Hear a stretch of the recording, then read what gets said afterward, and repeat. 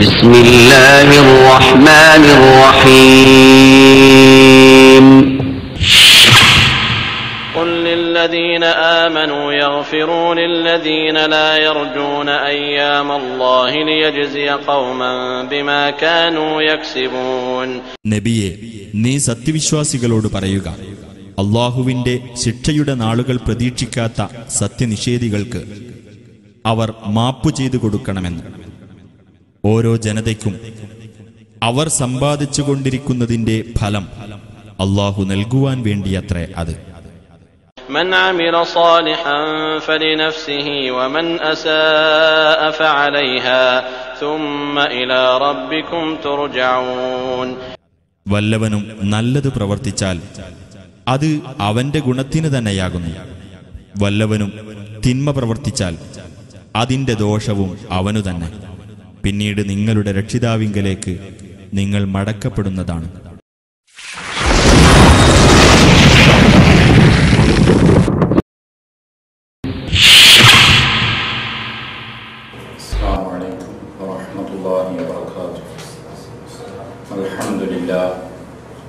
അൽഹംദുലില്ലാഹി റബ്ബിൽ ആലമീൻ നഹ്മദുഹു വനസ്തഈനുഹു വനുഅ്മിനു ബിഹി വനതവക്കലു അലൈഹി വനഊദു ബില്ലാഹി മിൻ ശുറൂരി അൻഫുസിനാ മിൻ സയ്യിആതി അഅ്മാലിനാ മൻ യഹ്ദിഹില്ലാഹു ഫലാ മുളില്ല ലഹു വമൻ യുദ്ലിൽഹു ഫലാ ഹാദിയ ലഹു വഅശ്ഹദു അൻ ലാ ഇലാഹ ഇല്ലല്ലാഹു വഹ്ദഹു ലാ ശരീക ലഹു വഅശ്ഹദു അന്ന മുഹമ്മദൻ അബ്ദുഹു വറസൂലുഹു أرسله بالهدى ودين الحق ليظهره على الدين كله ولو كره المشركون.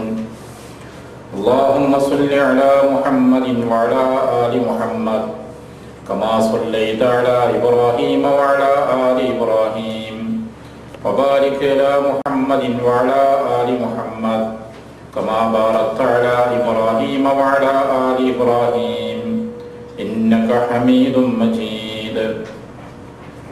أما بعد فإن خير الكلام كلام الله وخير الهدي هدي محمد صلى الله عليه وسلم وشر الأمور محدثاتها وكل محدثة بدعة. أعوذ بالله من الشيطان الرجيم. بسم الله الرحمن الرحيم. فلما آتاهما صالحا جعلا له شركاء فيما آتاهما فتعالى الله عما يشركون. ബഹുമാന്യ സഹോദരന്മാരെ, അല്ലാഹുവിൻ്റെ ദീൻ മനസ്സിലാക്കാൻ നാം ഈ ഒത്തുചേർന്നത് സ്വാലിഹായ അമലായി റബ്ബ് സ്വീകരിക്കുമാറാകട്ടെ. അല്ലാഹുവിൻ്റെ സ്വർഗം ലഭിക്കുന്ന വിജയികളിൽ നമ്മെയും കുടുംബാദികളെയും നമ്മുടെ സന്താനങ്ങളെയും റബ്ബ് ഉൾപ്പെടുത്തുമാറാകട്ടെ. നമ്മിൽ നിന്ന് മരണപ്പെട്ടുപോയ പലരുമുണ്ട്. അവരുടെ ഖബർ ജീവിതവും പരലോക ജീവിതവും അല്ലാഹു അനുഗ്രഹിക്കുമാറാകട്ടെ. സഹോദരന്മാരെ, ഇന്ന് നിങ്ങളിൽ പലരും ആവശ്യപ്പെട്ടതനുസരിച്ച് സാധാരണഗതിയിൽ ഒരു മുസ്ലിം കുടുംബം അറിഞ്ഞിരിക്കേണ്ട വിഷയങ്ങളെ സംബന്ധിച്ചാണ് പരാമർശിക്കുന്നത്. ഒരുപാട് ആളുകൾ ഇത്തരം വിഷയങ്ങളുമായി സംശയം ചോദിക്കുകയും സൗദിയുടെ തന്നെ പല ഭാഗത്തു നിന്നും ആളുകൾ ഫോൺ ചെയ്തുകൊണ്ടിരിക്കുകയും ചെയ്യുന്നു. അപ്പം അത് സംബന്ധിച്ചൊരു ധാരണ നമുക്കെല്ലാം ഉണ്ടാകുന്നത് കൂടുതൽ ഉപകരിക്കും എന്ന നിലക്കാണ് ഈ വിഷയം തിരഞ്ഞെടുത്തിട്ടുള്ളത്. കുടുംബജീവിതത്തിൽ ഏതൊരു കുടുംബത്തിൻ്റെയും ഏറ്റവും പ്രധാനപ്പെട്ട സന്തോഷം സന്താന ഭാഗ്യമാണ്. സന്താനം ലഭിക്കുക എന്നത് നമ്മുടെ ജീവിതത്തിലെ വലിയ ഒരു അനുഗ്രഹമാണ്.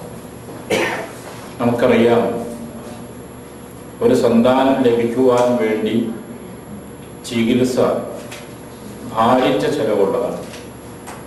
ഭീമമായ തുകകളാണ് അതിനുവേണ്ടി നമ്മുടെ പല സുഹൃത്തുക്കളും ചെലവഴിക്കുന്നത്. കാരണം എത്ര തന്നെ പണം ചെലവഴിച്ചാലും അതൊരു നഷ്ടമല്ല, തൻ്റെ വാർദ്ധക്യഘട്ടത്തിലെത്തുമ്പോൾ തനിക്കൊരു പിൻഗാമി ഉണ്ടാവുക, ഇതെല്ലാം മനുഷ്യന്റെയും ഒരാഗ്രഹമാണ്. ഇത് മഹാന്മാരായ പ്രവാചകന്മാരുടെ ചരിത്രത്തിലും നമുക്കത് കാണാം. ഇബ്രാഹിം നബി അലൈഹിസ്സലാത്തു വസ്സലാം, ഖലീലുല്ലാഹി ഇബ്രാഹിം നബി അലൈഹിസ്സലാമിൻ്റെ വലിയൊരു ആഗ്രഹമായിരുന്നു ഒരു സന്താനം ഉണ്ടാകണം എന്നത്. വളരെ കാലത്തോളം അദ്ദേഹം കുടുംബജീവിതം നയിച്ചെങ്കിലും സന്താനം ഉണ്ടായിരുന്നില്ല. അവസാനം ഭാര്യ സാറ റളിയല്ലാഹു അൻഹയുടെ താല്പര്യം പരിഗണിച്ചുകൊണ്ട് ഹാജറയെ ഭാര്യയായി സ്വീകരിച്ചു. ആ ഹാജറ റളിയല്ലാഹു അൻഹയിലാണ് ദീർഘകാലത്തെ പ്രാർത്ഥനയുടെ ഫലമായി അള്ളാഹു അദ്ദേഹത്തിന് സന്താനം നൽകുന്നത്.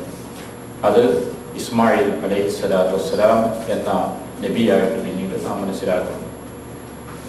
ഇതേപോലെ തന്നെ വളരെ കാലത്തെ ആഗ്രഹം റബ്ബിനോട് പ്രകടിപ്പിക്കുകയും പ്രാർത്ഥിക്കുകയും അതിൻ്റെ ഫലമായി സന്താനം ലഭിക്കുകയും ചെയ്ത മഹാനായ പ്രവാചകന് വിശുദ്ധ ഖുർആൻ നമുക്ക് പരിചയപ്പെടുത്തുന്നുണ്ട്. സൂറത്ത് മറിയമിൻ്റെ ആദ്യ ഭാഗത്ത് പരിചയപ്പെടുത്തുന്നത് ഈ സംഭവമാണ്. മഹാനായ സക്കരിയ നബി അലൈഹിസ്സലാത്തു വസ്സലാം അദ്ദേഹം മറിയം റളിയല്ലാഹു അൻഹയുടെ സമീപത്തേക്ക് കയറി ചെല്ലുമ്പോൾ അവിടെ ഫ്രൂട്ട്സുകൾ, ഫലങ്ങൾ കാണും. കുല്ലമാ ദഖല അലൈഹാ സക്കരിയൽ മിഹ്റാബ്, മെഹ്റാബിലേക്ക്, മറിയം റളിയല്ലാഹു അൻഹ താമസിക്കുന്ന മെഹ്റാബിലേക്ക്, മസ്ജിദുൽ അഖ്സയുടെ ഭാഗത്തേക്ക് ആ പള്ളിയുടെ നേതൃത്വം വഹിച്ചുകൊണ്ടിരിക്കുന്ന അവിടുത്തെ ഇമാമ് കൂടിയായ സക്കരിയ നബി അലൈഹിസ്സലാത്തു വസ്സലാം ചെല്ലും. അവർ രണ്ടുപേരും കുടുംബക്കാരാണ്. അങ്ങനെ മറിയം റളിയല്ലാഹു അൻഹയെ സംരക്ഷിക്കുന്നതും അദ്ദേഹമാണ്. അദ്ദേഹം അവിടെ ചെല്ലുമ്പോഴെല്ലാം അവരടുക്കൽ പലതരത്തിലുള്ള ഫലങ്ങളും സമറുകളും കാണും. അപ്പൊ ചോദിച്ചു ഒരിക്കൽ, എവിടുന്നാണ് നിനക്ക് ഈ ഫലം കിട്ടുന്നത്? കാരണം നാട്ടിലൊന്നും ഇതില്ല. നാട്ടിലൊന്നും ഇല്ലാത്ത ഈ സമയത്ത് നിനക്ക് എവിടുന്ന് ലഭിക്കുന്നു എന്ന് ചോദിച്ചു. അന്നാലകി ഹാദ, എവിടുന്നാണ് നിനക്കത് ലഭിക്കുന്നത്? മറിയം റളിയല്ലാഹു അൻഹ മറുപടി പറഞ്ഞു, ഹുവ മിൻ ഇൻദില്ലാഹ്, അല്ലാഹുവിന്റെ ഭാഗത്തുനിന്ന് ലഭിക്കുന്നതാണ് എന്ന് മറുപടി പറഞ്ഞു. ഹുനാലിക ദഅ സക്കരിയ റബ്ബഹു, അവിടെ വെച്ച് സക്കരിയ നബി അലൈഹിസ്സലാത്തു വസ്സലാം റബ്ബിനോട് പ്രാർത്ഥിച്ചു. അദ്ദേഹത്തിന് ഒന്നുകൂടി പ്രതീക്ഷ കൂടി. കാരണം വാർദ്ധക്യത്തിലെത്തിയിട്ടുണ്ട്. എങ്കിലും പ്രാർത്ഥനയുടെ ഫലമായി അത്ഭുതം സംഭവിക്കാം, അള്ളാഹുവിന്റെ അനുഗ്രഹം ഇനിയും ലഭിക്കാൻ സാധ്യതയുണ്ട് എന്ന് അദ്ദേഹം മനസ്സിലാക്കുകയാണ്. കായഫലങ്ങളില്ലാത്ത കാലത്ത് അത്ഭുതകരമായ രൂപത്തിൽ അള്ളാഹു ഇത് നൽകുമെങ്കിൽ, മറിയം റളിയല്ലാഹു അൻഹയ്ക്ക് നൽകിയെങ്കിൽ, ഈ പ്രായം ചെന്ന എനിക്കും ഒരു സന്താനം റബ്ബ് നൽകിക്കൂടായില്ല. അദ്ദേഹം അള്ളാഹുവിനോട് പ്രാർത്ഥിച്ചു. സൂറത്ത് മറിയമിൽ എന്ന് പറഞ്ഞു, റബ്ബി ഇന്നി വഹനൽ അദമു മിന്നി വസ്തഅല റഅസു ശൈബാ വലം അകും ബിദുആഇ റബ്ബിക ശഖിയ്യ. അദ്ദേഹം അള്ളാഹുവിനോട് പറയാണ്, റബ്ബി ഇന്നി വഹനൽ അദമു മിന്നി, എൻ്റെ എല്ലുകൾ ദുർബലമായിരിക്കുന്നു. വസ്തഅല റഅസു ശൈബ, തല നിരച്ച് തളച്ചു തുടങ്ങിയിട്ടുണ്ട്. നല്ല തിളക്കമുള്ള തെളിച്ചമുള്ള അവസ്ഥയിലാണ്. നിരക്കാത്ത മുടിയണി ബാക്കിയില്ല. അത്രയും പ്രായമായിട്ടുണ്ട് എനിക്ക്. ഭാര്യയാണെങ്കിൽ വന്ധ്യയാണ്, പ്രായാധിക്യം എത്തിയിട്ടുണ്ട്. എന്നാലും റബ്ബേ, നിന്നോട് പ്രാർത്ഥിച്ചിട്ട് പരാജയപ്പെട്ടു പോകും, ദൗർഭാഗ്യനാകും എന്ന് ഞാൻ കരുതുന്നില്ല. അതിനാൽ റബ്ബി, എൻ്റെ രക്ഷിതാവേ, എനിക്കൊരു പിൻഗാമിയെ തരണം. യരിസുനി വയരിസു മിൻ ആലി യാഖൂബ്, എന്നെയും യാഖൂബ് കുടുംബത്തിന്റെയും അനന്തരം കൊടുക്കുന്ന ഒരു വ്യക്തിയെ തരണമെന്ന് അള്ളാഹുവിനോട് ആവശ്യപ്പെട്ടു. അങ്ങനെ റബ്ബിനോടുള്ള നിരന്തര പ്രാർത്ഥന, ആ പ്രാർത്ഥന വാർദ്ധക്യഘട്ടത്തിലാണ് അള്ളാഹു സഫലമാക്കി കൊടുക്കുന്നത്. അവർക്ക് അള്ളാഹു സന്താനം നൽകുന്നു. ഇന്നാ നുബശ്ശിറുക ബിഗുലാമിൻ ഇസ്മുഹു യഹ്യ ലം നജഅൽ ലഹു മിൻ ഖബ്ലു സമീയ. യഹ്യ എന്ന പേരുള്ള ഒരു സന്താനം താങ്കൾക്ക് ജനിക്കാൻ പോകുന്നു. അള്ളാഹു നൽകിയ സന്തോഷ വാർത്തയാണ്. എന്ന് റബ്ബ് ചേർത്ത് പറഞ്ഞു, ലം നജഅൽ ലഹു മിൻ ഖബ്ലു സമീയ, ഇതിനു മുമ്പ് ആർക്കും ഇങ്ങനെ ഒരു പേര് നിശ്ചയിച്ചിട്ടില്ല. യഹ്യ എന്ന് പറഞ്ഞ എന്താ അർത്ഥം? ഹയാത്തുള്ളവൻ, ജീവിച്ചിരിക്കുന്നവൻ. അപ്പൊ അങ്ങനെ ഒരു പുതിയ പേര് അള്ളാഹു തന്നെ നിശ്ചയിച്ചിട്ടാണ്, റബ്ബ് തന്നെ പറഞ്ഞിട്ടാണ് എനിക്ക് സന്താനം ജനിക്കുന്നു, ആ സന്താനത്തിന്റെ പേര് ഇന്നതാണ് എന്ന് റബ്ബ് പറഞ്ഞു. ഇവിടെ നമ്മൾ കാണുന്നത് ഇബ്രാഹിം നബി അലൈഹി സ്വലാത്തു വസ്സലാം, സക്കരിയ നബി അലൈഹി സ്വലാത്തു വസ്സലാം ഇവരെല്ലാം പ്രായാധിക്യം എത്തി ഇനിയൊരു സന്താനമുണ്ടാകുമെന്ന് സാധാരണഗതിയിൽ നമ്മൾ ചിന്തിക്കാത്തൊരു കാലഘട്ടത്തിലെത്തി. എന്നിട്ടും നിരാശപ്പെടാതെ റബ്ബിനോട് പ്രാർത്ഥിക്കുകയും ആ പ്രാർത്ഥനാഫലമായി അവർക്ക് അല്ലാഹു സന്താനം നൽകുകയും ചെയ്തു. അപ്പൊ എല്ലാ മനുഷ്യന്റെയും മഹാന്മാരായ പ്രവാചകന്മാരുടെയും ഒക്കെ ജീവിതത്തിൽ നാം കാണുന്ന ഏറ്റവും പ്രധാനപ്പെട്ട ഒരു സംഗതിയാണ് തനിക്കൊരു പിൻഗാമി ഉണ്ടാകണം എന്ന് ആഗ്രഹിക്കുന്നു, അതിനുവേണ്ടി അള്ളാഹുവിനോട് പ്രാർത്ഥിക്കുന്നു, ആ പ്രാർത്ഥന ഫലമായി സന്താനങ്ങൾ ലഭിക്കുകയും ചെയ്യുന്നു. ഇത് നമ്മൾ മനസ്സിലാക്കേണ്ടതാണ്. ആളുകൾ മരുന്നുകളും ചികിത്സകളും നിർവഹിച്ചുകൊണ്ടിരിക്കുന്നുണ്ട്, പക്ഷെ അതിനോടൊപ്പം തന്നെ റബ്ബിനോടുള്ള പ്രാർത്ഥനയും കൂടി അതിൻ്റെ കൂടെ ചേർക്കേണ്ടതുണ്ട്. ഭൗതികമായ ചികിത്സകളും സംവിധാനങ്ങളൊക്കെ നാം സ്വീകരിക്കുമ്പോൾ തന്നെ അള്ളാഹുവിനോടുള്ള നിരന്തരമായ പ്രാർത്ഥനയും അതോടൊപ്പം നാം ചേർക്കണം. ഇത് പ്രധാനമായ ഒരു വശം എന്നൊക്കെ സൂചിപ്പിക്കുകയാണ് ചെയ്യുന്നത്. ഇത്തരത്തിൽ മനുഷ്യ ജീവിതത്തിൽ അള്ളാഹു നൽകുന്ന വലിയ അനുഗ്രഹത്തിൽ ഒന്നാണ് സന്താന ഭാഗ്യം എന്നത്. ഈ സന്താന ഭാഗ്യം നമുക്ക് അനുഗ്രഹിച്ച് അള്ളാഹു നൽകുമ്പോൾ അതോടനുബന്ധമായി ഒരുപാട് ഇസ്ലാമിക നിർദ്ദേശങ്ങളും ഉപദേശങ്ങളും നിയമങ്ങളും നമ്മെ പഠിപ്പിക്കുന്നുണ്ട്. ആ കാര്യങ്ങളാണ് ഇന്ന് നാം മനസ്സിലാക്കുന്നത്. വിശുദ്ധ ഖുർആൻ പറഞ്ഞു, ഹുവല്ലദീ ഖലഖകും മിൻ നഫ്സിൻ വാഹിദ വജഅല മിൻഹാ സൗജഹാ ലിയസ്കുന ഇലൈഹാ ഫലമ്മാ തഗശ്ശാഹാ ഹമലത് ഹംലൻ ഖഫീഫൻ ഫമറത് ബി ഫലമ്മാ അസ്കലത് ദഅവല്ലാഹ റബ്ബഹുമാ ലഇൻ ആതൈതനാ സ്വാലിഹൻ ലനകൂനന്ന മിനശ് ശാകിരീൻ. അല്ലാഹു നിങ്ങളെ സൃഷ്ടിച്ചത് മിൻ നഫ്സിൻ വാഹിദ, ഒരാളിൽ നിന്നാണ്. വജഅല മിൻഹാ സൗജഹാ, അതിൽ നിന്ന് തന്നെ അതിനുള്ള എണ്ണയെയും അല്ലാഹു ഉണ്ടാക്കി. ലിയസ്കുന ഇലൈഹാ, അങ്ങനെ അദ്ദേഹവും ആ എണ്ണയുമായി ശാന്തിപൂർവ്വം സമാധാനമുള്ള ജീവിതം നയിച്ചു. ഫലമ്മാ തഗശ്ശാഹാ ഹമലത് ഹംലൻ ഖഫീഫൻ ഫമറത് ബിഹി, അങ്ങനെ അവർ തമ്മിലുള്ള ലൈംഗിക വേഴ്ച നടന്നു, അവൾ ഗർഭിണിയാകുന്നു, ആ ഗർഭവുമായി അവൾ നടക്കുകയും ചെയ്യുന്നു. ആ ഗർഭം ഫലമ്മാ അസ്കലത്ത്, ഗർഭം പ്രകടമായി തുടങ്ങി, ഭാരമുള്ളതായി തുടങ്ങി എന്ന് പറഞ്ഞാൽ പ്രസവത്തിന്റെ കാലത്തിലേക്ക് അടുത്തു വന്നുകൊണ്ടിരിക്കുന്നു. ഇത്തരം ഘട്ടത്തിൽ ഈ മാതാപിതാക്കൾ റബ്ബിനോട് പറഞ്ഞു. എന്താണ് പറയുന്നത്? ദഅവല്ലാഹ റബ്ബഹുമാ, രണ്ടുപേരും അല്ലാഹുവിനോട് പ്രാർത്ഥിക്കുന്നു. ലഇൻ ആതൈതനാ സ്വാലിഹൻ ലനകൂനന്ന മിനശ് ശാകിരീൻ, അല്ലാഹുവേ ഒരു സ്വാലിഹായ സന്താനത്തെ ഞങ്ങൾക്ക് നീ തരുകയാണെങ്കിൽ നിന്നോട് അങ്ങേയറ്റം ശുക്റുള്ള ആളുകളായി ഞങ്ങൾ മാറും. ഇത് മഹാനായ ആദം നബി അലൈഹി സ്വലാത്തു വസ്സലാമിന്റെയും അവിടുത്തെ ഭാര്യ ഹവ്വ റളിയല്ലാഹു അൻഹയുടെയും ചരിത്രമാണ് ഖുർആൻ നമുക്ക് പരിചയപ്പെടുത്തുന്നത്. അപ്പൊ ഗർഭവതിയായ സാഹചര്യം അള്ളാഹു നമ്മളെ മനസ്സിലാക്കുകയാണ്. ആ സമയത്ത് ആ മാതാപിതാക്കളുടെ മനസ്സിലുള്ള പ്രാർത്ഥന അള്ളാഹു നമ്മളെ പഠിപ്പിക്കുന്നു. എന്തിനാണ്? ഇതായിരിക്കണം ഒരു വധൂവരന്മാരുടെ പ്രാർത്ഥന എന്നർത്ഥം.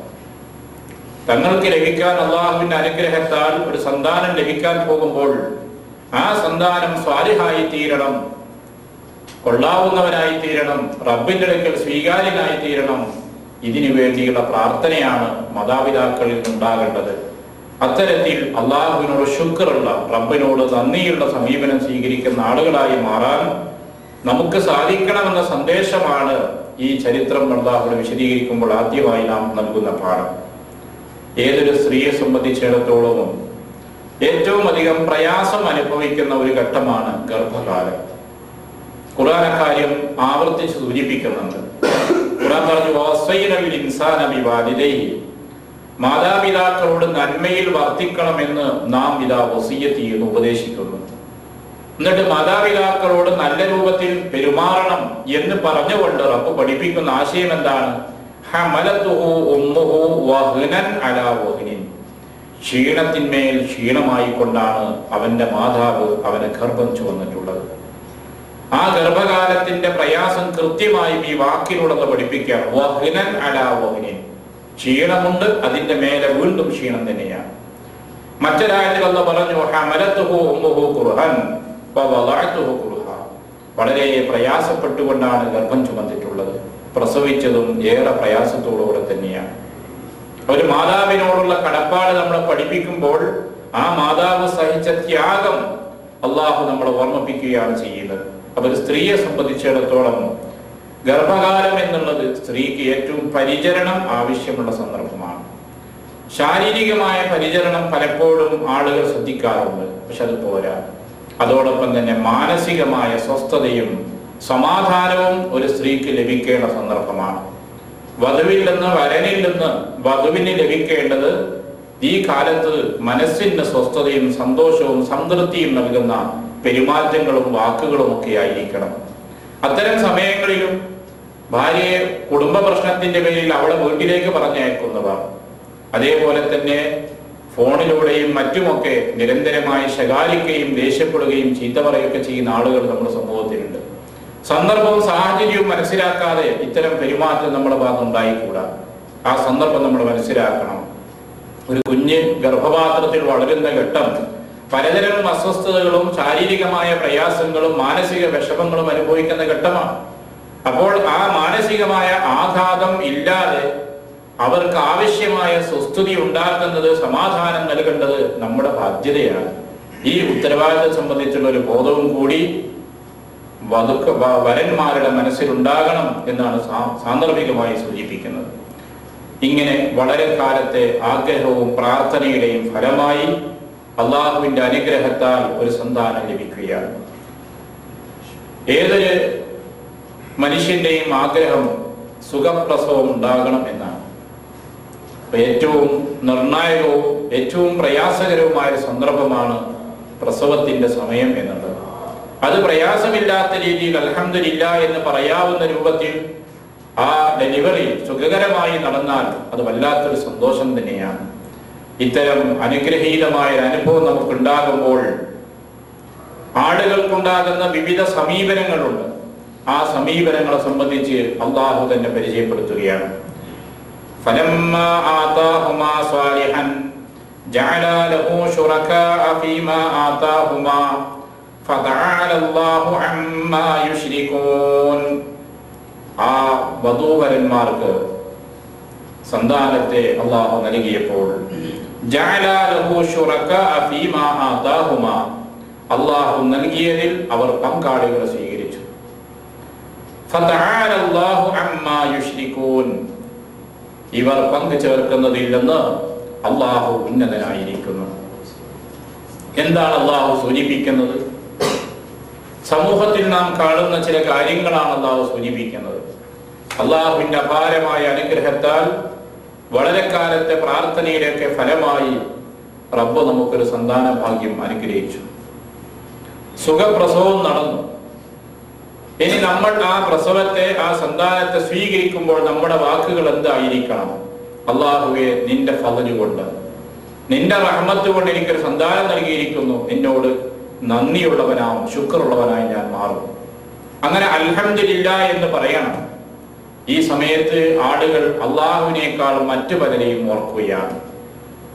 എന്തെല്ലാം തരത്തിലുള്ള ശിർക്ക് പ്രവർത്തനങ്ങളാണ് ഇത്തരം സന്ദർഭത്തിൽ നടക്കുന്നത്. അതാണ് നമ്മൾ എടുത്തു പറഞ്ഞത്. ജഅലാ ലഹു ശുറകാ ഫീമാ ആതാഹുമാ, ഇത് നൽകിയത് അള്ളയാണ്, ഇതിൽ അള്ളാഹു അല്ലാത്ത ആർക്കും ഒരു പങ്കുമില്ല.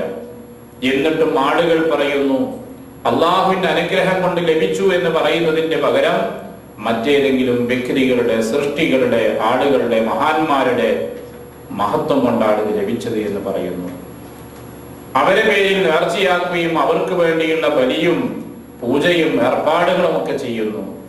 അതാണ് അപ്പൊ ചോദിക്കുന്നത്. എന്നിട്ട് അയുശ്രികൂന മാ ലാ യഖ്ലുഖു ശൈഅൻ വഹും യുഖ്ലഖൂൻ, തുടർന്ന് റബ്ബ് ചോദിക്കുകയാണ്, അവരെല്ലാം സൃഷ്ടിക്കപ്പെട്ടവരായിരിക്കെ അവരെയാണോ, ഒന്നും സൃഷ്ടിക്കാത്ത ഈ ആളുകളെയാണോ ഈ രക്ഷിതാക്കൾ പങ്കാളികളാക്കുന്നത് എന്ന് റബ്ബ് ചോദിക്കുകയാണ്. അപ്പൊ അത്തരം സന്ദർഭങ്ങളിൽ അള്ളാഹുവിനെയാണ് നമ്മൾ ഓർക്കേണ്ടത്. നമ്മുടെ മുസ്ലിങ്ങളിൽപ്പെട്ട ആളുകൾ പോലും വിവരമില്ലാതെ പറഞ്ഞു പോകാറുണ്ട് അള്ളാഹുവിന്റെ മഹത്വവും പിന്നെ ഏതെങ്കിലും ഒരു തങ്ങളുടെയോ അല്ലെങ്കിൽ മഹാനായ വ്യക്തിയുടെ സഹായം കൊണ്ട് സുഖപ്രസവം നടന്നു. പഴയ കാലങ്ങളിൽ നമ്മുടെ നാട്ടിലൊക്കെ ഇത്തരം പ്രസവ സന്ദർഭത്തിൽ ചില ഭാഗങ്ങളിലൊക്കെ നഫീസത്ത് മാല, അങ്ങനെ ചില മാലകളൊക്കെ ഉണ്ടായിരുന്നു. അത് ചൊല്ലുകയാണ് ആളുകൾ ചെയ്തിരുന്നത്. പക്ഷെ ഇന്ന് അതൊക്കെ മാറിയിട്ടുണ്ട്. കാരണം അത് ചൊല്ലിയിട്ട് പ്രസവിക്കുമെന്ന് പറഞ്ഞിരുന്ന പണ്ഡിതന്മാര് തന്നെ ഭാര്യയ്ക്ക് പ്രസവം ഉണ്ടായ നേരെ ആശുപത്രി കൊണ്ടുപോകും. അവര് മാനയെല്ലാം നിൽക്കുന്നില്ല. അപ്പൊ ജനങ്ങൾക്ക് മനസ്സിലായി അത് ചെല്ലല്ല വേണ്ടത്, ഒരു ഡോക്ടറുടെ സഹായമാണ് ആവശ്യമെന്ന് ഇപ്പൊ ആളുകൾ മനസ്സിലാക്കി കഴിഞ്ഞു. അപ്പൊ ഞാൻ സൂചിപ്പിക്കുന്ന നമ്മുടെ സമൂഹത്തിൽ ഇത്തരം സന്ദർഭങ്ങളിൽ നമ്മൾ ഓർക്കേണ്ടത് അള്ളാഹുവിനെയാണ്. അള്ളാഹുവിനോടായിരിക്കണം നമുക്ക് ശുക്ർ ഉണ്ടാവേണ്ടത് എന്നാണ്. നിങ്ങൾ ആലോചിച്ച് നോക്കൂ, സമൂഹത്തിൽ ചോറൂണ് എന്നൊരു സമ്പ്രദായം ഇപ്പോൾ പ്രത്യേകിച്ച് ഹൈന്ദവ സമൂഹത്തിലേക്ക് അതുണ്ട്. ഒരു കുട്ടി ജനിച്ചാൽ അവര് നേർച്ചയാക്കണം ഈ കുട്ടിയെ ഇന്ന ക്ഷേത്രത്തിൽ കൊണ്ടുപോയിട്ട് ചോറ് കൊടുക്കും, അങ്ങനെ ഒരു സമ്പ്രദായം. അതിന് സമാനമായി കാലങ്ങൾക്ക് ശേഷം മുസ്ലിങ്ങൾക്കിടയിൽ ഉണ്ടായി. ഏതെങ്കിലും മഹാനായ ഒരു വ്യക്തിയുടെ ജാറുണ്ടെങ്കിൽ ആ ജാറത്ത് കൊണ്ടുപോകാൻ നേർച്ചയാക്കുന്നു. ഇങ്ങനെയുള്ള പലതരം നേർച്ചകൾ സമൂഹത്തിലുണ്ട്. യഥാർത്ഥത്തിൽ ഇതൊന്നും ഇസ്ലാമികമല്ല. ഇസ്ലാം നമ്മളെ പഠിപ്പിക്കുന്ന മാർഗം എന്താണ്? അൽഹംദുലില്ലാഹ് എന്ന് നമ്മൾ അള്ളാഹുവിനെ സ്തുതിക്കുക, അള്ളാഹുവിനോട് പറയുക, പടച്ചവനെ ഈ കുഞ്ഞ് ഒരു സാലിഹായ കുഞ്ഞാക്കി മാറ്റി തരണം, കുടുംബത്തിനും സമൂഹത്തിനും അനുഗ്രഹമുള്ളതാക്കി മാറ്റി തരണം. അതിനുവേണ്ടി റബ്ബിനോട് പ്രാർത്ഥിക്കുക. ഇതാണ് നമ്മൾ അത്തരം സന്ദർഭങ്ങളിൽ ഉണ്ടാകേണ്ട നമ്മുടെ സമീപനം എന്നാണ് ഇസ്ലാം നമ്മളെ പഠിപ്പിക്കുന്നത്. ഒരു കുഞ്ഞിന്റെ വളർച്ചയിൽ ഏറ്റവും പ്രധാനപ്പെട്ട ഒന്ന് ആ കുഞ്ഞിന് ലഭിക്കുന്ന പാലൂട്ടിയുള്ള വളർച്ചയിൽ. വളരെ പ്രാധാന്യപൂർവ്വം ഇസ്ലാം സമൂഹത്തെ പഠിപ്പിച്ച ഒരു കാര്യം ഇന്ന് ലോകം മുഴുവനും അത് പറഞ്ഞുകൊണ്ടിരിക്കുകയാണ്. ഇപ്പോഴത്തെ ആധുനിക ലോകത്ത് അത് ജനങ്ങളെ പഠിപ്പിക്കുവാൻ വേണ്ടി തന്നെ ഒരുപാട് സംവിധാനങ്ങൾ ഇന്ന് സ്വീകരിച്ചു വരികയാണ്. ഒരു കുഞ്ഞ് വളർച്ച ആകുന്ന സമയമാകുമ്പോഴേക്കും മാതാവിന്റെ മാറിടത്തിൽ സ്തനം അതിന് സജ്ജമായിരിക്കും. പ്രസവിച്ചാൽ ഉടനെ തന്നെ അതിൽ പാല് നിറയും. ഇത് റബ്ബ് ചെയ്ത ഒരു അനുഗ്രഹീതമായ സംവിധാനമാണ്. അള്ളാഹുവിന്റെ തർബീയത്തിന്റെ ഭാഗമാണ്. മനുഷ്യ കുഞ്ഞാണെങ്കിൽ ആ മുലക്കണ്ണ് കുഞ്ഞിന്റെ വായിൽ വെച്ചു കൊടുക്കണം, എന്നാൽ കുഞ്ഞത് ചപ്പിക്കുടിക്കും. കന്നുകാലികളാണെങ്കിൽ മാതാവിന്റെ മുലപ്പാൽ കുടിക്കാൻ കുഞ്ഞ് അവിടേക്ക് എത്തി വരും. അത് അന്വേഷിച്ചു പോകേണ്ട ആവശ്യമില്ല, നമ്മൾ കൊണ്ടാക്കി കൊടുക്കേണ്ട ആവശ്യമില്ല. ആ കുഞ്ഞുങ്ങൾ പശുവിന്റെ അകട്ടിലേക്ക് വരും. അത് ആവശ്യമുള്ള അത്രയും പാല് കുടിക്കും. അതേ സമയത്ത് ആ പശു ആ കുഞ്ഞിനെ നക്കി തുടച്ചുകൊണ്ട് ആനന്ദിപ്പിച്ചുകൊണ്ട് ആ പാലതിന് ചുരത്തി കൊടുക്കും. നമ്മൾ കാണുന്ന കാര്യങ്ങളാണ്. അപ്പൊ എല്ലാ ജീവികൾക്കും അള്ളാഹു അതിന്റെ കുഞ്ഞുങ്ങളെ വളർത്തുവാനുള്ള ഒരു സംവിധാനമാണ് ഈ ഒരുക്കിയത്. ഇത് കുഞ്ഞിന് നിഷേധിക്കുന്നു എന്നുള്ളത് കുഞ്ഞിനോട് ചെയ്യുന്ന ക്രൂരതയാണ്.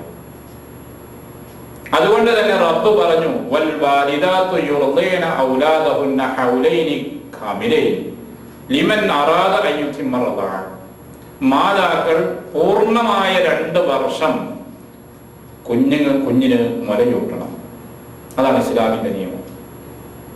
ലിമൻ അറാദ അൻ യുതിമ്മ റദഅ. 2 വർഷം മുലയൂട്ടാൻ ഉദ്ദേശിക്കുന്നവരാണെങ്കിൽ മറ്റെന്തെങ്കിലും കാരണങ്ങളോ പ്രയാസങ്ങളോ ഉണ്ടെങ്കിൽ ചിലപ്പോൾ ഇടക്ക് ബുദ്ധിമുട്ടായി വരാം. സാധാരണഗതിയിൽ ഒരു കുഞ്ഞിന് മാതാവിന്റെ മുലപ്പാൽ 2 വർഷം കൊടുക്കണം. ആ കുഞ്ഞിന്റെ ശരീരത്തിന് ആവശ്യമായ എല്ലാ പോഷകങ്ങളും അടങ്ങിയതാണ് ഈ മുലപ്പാൽ. അതിന് ബദലായിട്ട് ഒരു പാലുമില്ല, ഒരു ടിന്നുമില്ല. പക്ഷെ നമുക്ക് സമൂഹത്ത് സംഭവിക്കുന്നത് പരസ്യങ്ങളുടെ ഒരു ലോകമാണ്. ഇന്നത്തെ ലോകം അങ്ങനെയാണല്ലോ. തടിച്ചു കൊഴുത്ത കുട്ടികൾ എങ്ങനെ പ്രദർശിപ്പിക്കും. എന്നിട്ട് അതിന്റെ പിന്നാലെ കുറച്ച് ടിന്നും പരസ്യമൊക്കെ വരും. ഇത് കാണുന്ന ഉമ്മമാർക്ക് തോന്നുകയാണ് നമ്മുടെ കുട്ടിക്ക് മുലപ്പാൽ കൊടുത്തിട്ടൊന്നും കാര്യമില്ല. കുട്ടി ഇങ്ങനെ തടിച്ചു കൊഴുക്കണമെങ്കിൽ ഇതുപോലത്തെ കുറെ ടിന്ന് പൊടിയൊക്കെ കൊണ്ടുവന്നിട്ട് കലക്കി കൊടുക്കണം. ഭർത്താവിനോട് പറയും, നിങ്ങൾ അങ്ങാടി പോകല്ലേ, അവിടുന്ന് ആ പാല് വാങ്ങിക്കൊടുക്കും. എല്ലാത്തിന്റെയും കമ്പനിയും പേരൊക്കെ കാണാൻ പഠിച്ചിട്ടുണ്ടാവും. കാരണം 1 മണിക്കൂർ നേരത്തെ ന്യൂസിന്റെ ഇടയിൽ 5ഓ 6ഓ തവണയാണ് ഇത് കാണുന്നത്, ഒരേ പരസ്യം. അത് ഒരു ദിവസമല്ലല്ലോ, എന്നും കാണല്ലേ. അപ്പൊ ഇത് ഗർഭമായ കാലം മുതൽക്കേ മനസ്സിൽ പ്ലാൻ ചെയ്തതാണ്, ഇപ്രാവശ്യം കുട്ടിക്ക് ഈ പൊടി വാങ്ങിക്കൊടുക്കണമെന്ന്. അത് കൊണ്ടുവന്ന് നമ്മൾ വായിച്ചു നോക്കും, അതിന്റെ ഒരു മൂലക്ക് ഇങ്ങനെ ചെറുതായിട്ട് എഴുതിയിട്ടുണ്ടാവും, ഇതിനേക്കാൾ ഉത്തമം മുലപ്പാലാകുന്നു. അത് ഇതിൽ ഗവൺമെന്റ് നിയമമാണ്. അത് നമ്മളെ വീട്ടിൽ ഇഷ്ടംപോലെ ഉണ്ടായിരുന്നു. ഇതാണ് അവസ്ഥ. അപ്പൊ നമ്മൾ യഥാർത്ഥ കുട്ടിക്ക് വേണ്ടി റബ്ബ് അനുഗ്രഹിച്ചിട്ടുള്ള സർവ പോഷകങ്ങളും ഉൾക്കൊള്ളുന്ന ഒന്നാണ് മുലപ്പാൽ. ആ മുലപ്പാല് മാതാക്കൾ നൽകണം. അത് നൽകാൻ ഭർത്താവിനും ബാധ്യതയുണ്ട്. അഥവാ വിവാഹമോചിതയായ ഒരു സ്ത്രീ ആണെങ്കിൽ പോലും കുഞ്ഞിനെ പാലൂട്ടി വളർത്തുന്നതിന് ആവശ്യമായ ചെലവുകൾ, അതിന്റെ ബാധ്യതകൾ കൊടുക്കേണ്ട ഉത്തരവാദിത്വം ഭർത്താവിനുണ്ട്. ഇസ്ലാം അങ്ങനെയാണ് പഠിപ്പിക്കുന്നത്. ഇനി മാതാവ് മരിച്ചു പോകാം, അങ്ങനെ സംഭവിക്കാം. ചിലപ്പോൾ അവൾ പുനർവിവാഹം നടന്നിട്ടുണ്ടാകും. മറ്റൊരാൾ വിവാഹം ചെയ്തു, അതിന്റെ പേരിൽ കുഞ്ഞിന് പാലൂട്ടാൻ പ്രയാസം ഉണ്ടായി വരാം. അതുമല്ലെങ്കിൽ എന്തെങ്കിലും രോഗം കാരണമായി ഡോക്ടർ പറയാണ് തൽക്കാലം കുറച്ചു ദിവസം കൊല കൊടുക്കരുത് എന്ന് പറഞ്ഞു. ഇങ്ങനെയൊക്കെയുള്ള കാരണങ്ങൾ വന്നാൽ അത്തരം ഘട്ടങ്ങളിൽ മറ്റൊരാളെ കൊണ്ട് പകരം കൊടുപ്പിക്കുന്നതിന് യാതൊരു വിരോധവുമില്ല. ഖുർആൻ തന്നെ പറഞ്ഞു, വഇൻ അറത്തും അൻ തസ്തർദിഉ ഔലാദകും ഫലാ ജുനാഹ അലൈക്കും. നിങ്ങളുടെ സന്താനങ്ങൾക്ക് മറ്റൊരാളെ കൊണ്ട് മുലയൂട്ടാൻ നിങ്ങൾ ഉദ്ദേശിക്കുന്നുവെങ്കിൽ അതൊരു കുറ്റമല്ല എന്ന് റബ്ബ് അനുവദിച്ചുകൊണ്ട് പറഞ്ഞു. വഇൻ തആസർതും ഫസതുർദിഉ ലഹു ഉഖറ. നിങ്ങൾക്ക് ഞെരുക്കം പ്രയാസമുണ്ടെങ്കിൽ മറ്റൊരു സ്ത്രീ ആ കുഞ്ഞിന് വേണ്ടി പാലൂട്ടട്ടെ എന്നാണ് ഖുർആനിന്റെ കൽപ്പന.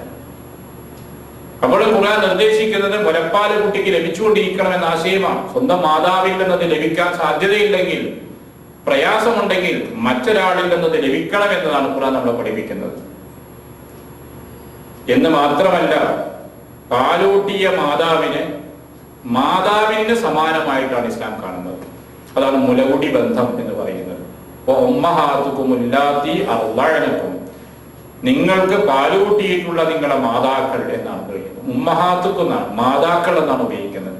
അപ്പൊ സ്വന്തം ഉമ്മ ജന്മം നൽകിയ മാതാവ് കഴിഞ്ഞാൽ പിന്നെ അടുത്ത മാതാവിന്റെ പരിഗണനയാണ് നൽകുന്നത് പാലുകൂട്ടിയിട്ടുള്ള സ്ത്രീക്ക്. ആ സ്ത്രീയുടെ മക്കളെല്ലാം ഈ പാല് കുടിച്ച കുട്ടിയുടെ സഹോദരന്മാരും സഹോദരിമാരുമാണ്. അതിന്റെ ഭർത്താവ്, ആ പാലിന്റെ ഉടമയായ ഭർത്താവ് ആ കുട്ടിയെ സംബന്ധിച്ചിടത്തോളം പിതാവിന്റെ സ്ഥാനത്താണ്. അപ്പൊ രക്തബന്ധം എങ്ങനെയാണോ അതിന് സമാനമായൊരു ബന്ധമാണ് പാല് കുടിച്ച മാതാവും അവരുടെ കുട്ടികളും തമ്മിൽ ഈ കുടിച്ച കുട്ടിക്കുണ്ടാകുന്നത്. അപ്പൊ എന്തുമാത്രം ശക്തമായൊരു ബന്ധമാണ് ഈ പാലുകുടിയിലൂടെ വരുന്നത് എന്ന് മനസ്സിലാക്കണം.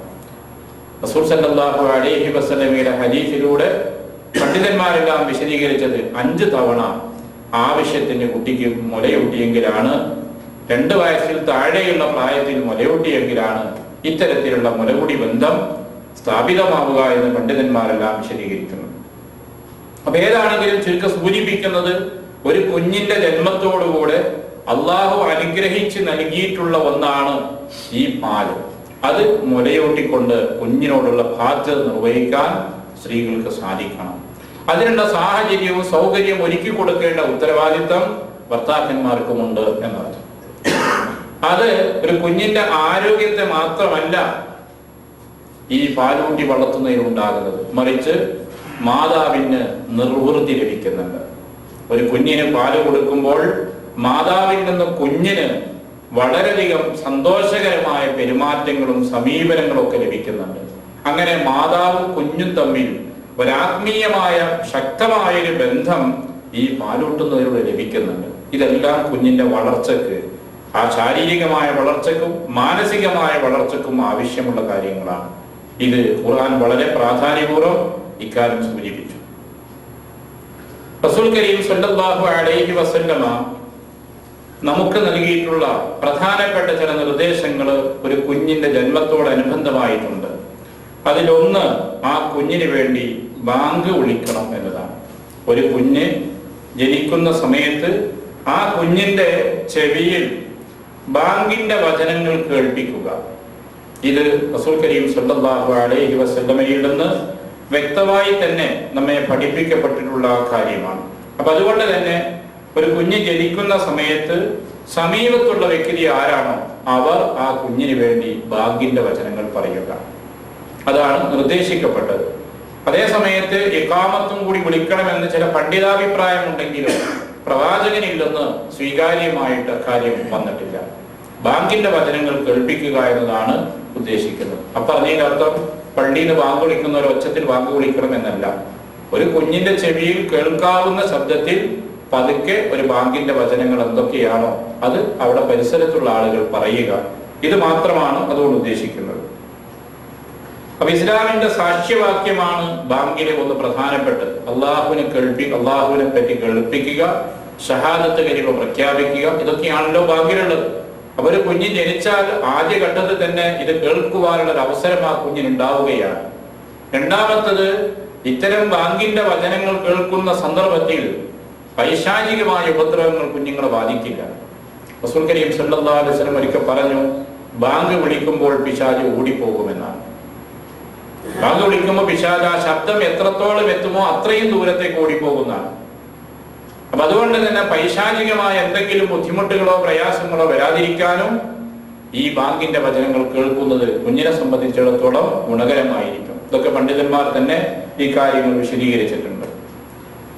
നബി സല്ലല്ലാഹു അലൈഹി വസല്ലമയുടെ കാലത്ത് മധുരം നൽകുന്ന ഒരു സമ്പ്രദായമാണ്. മധുരം നൽകുക.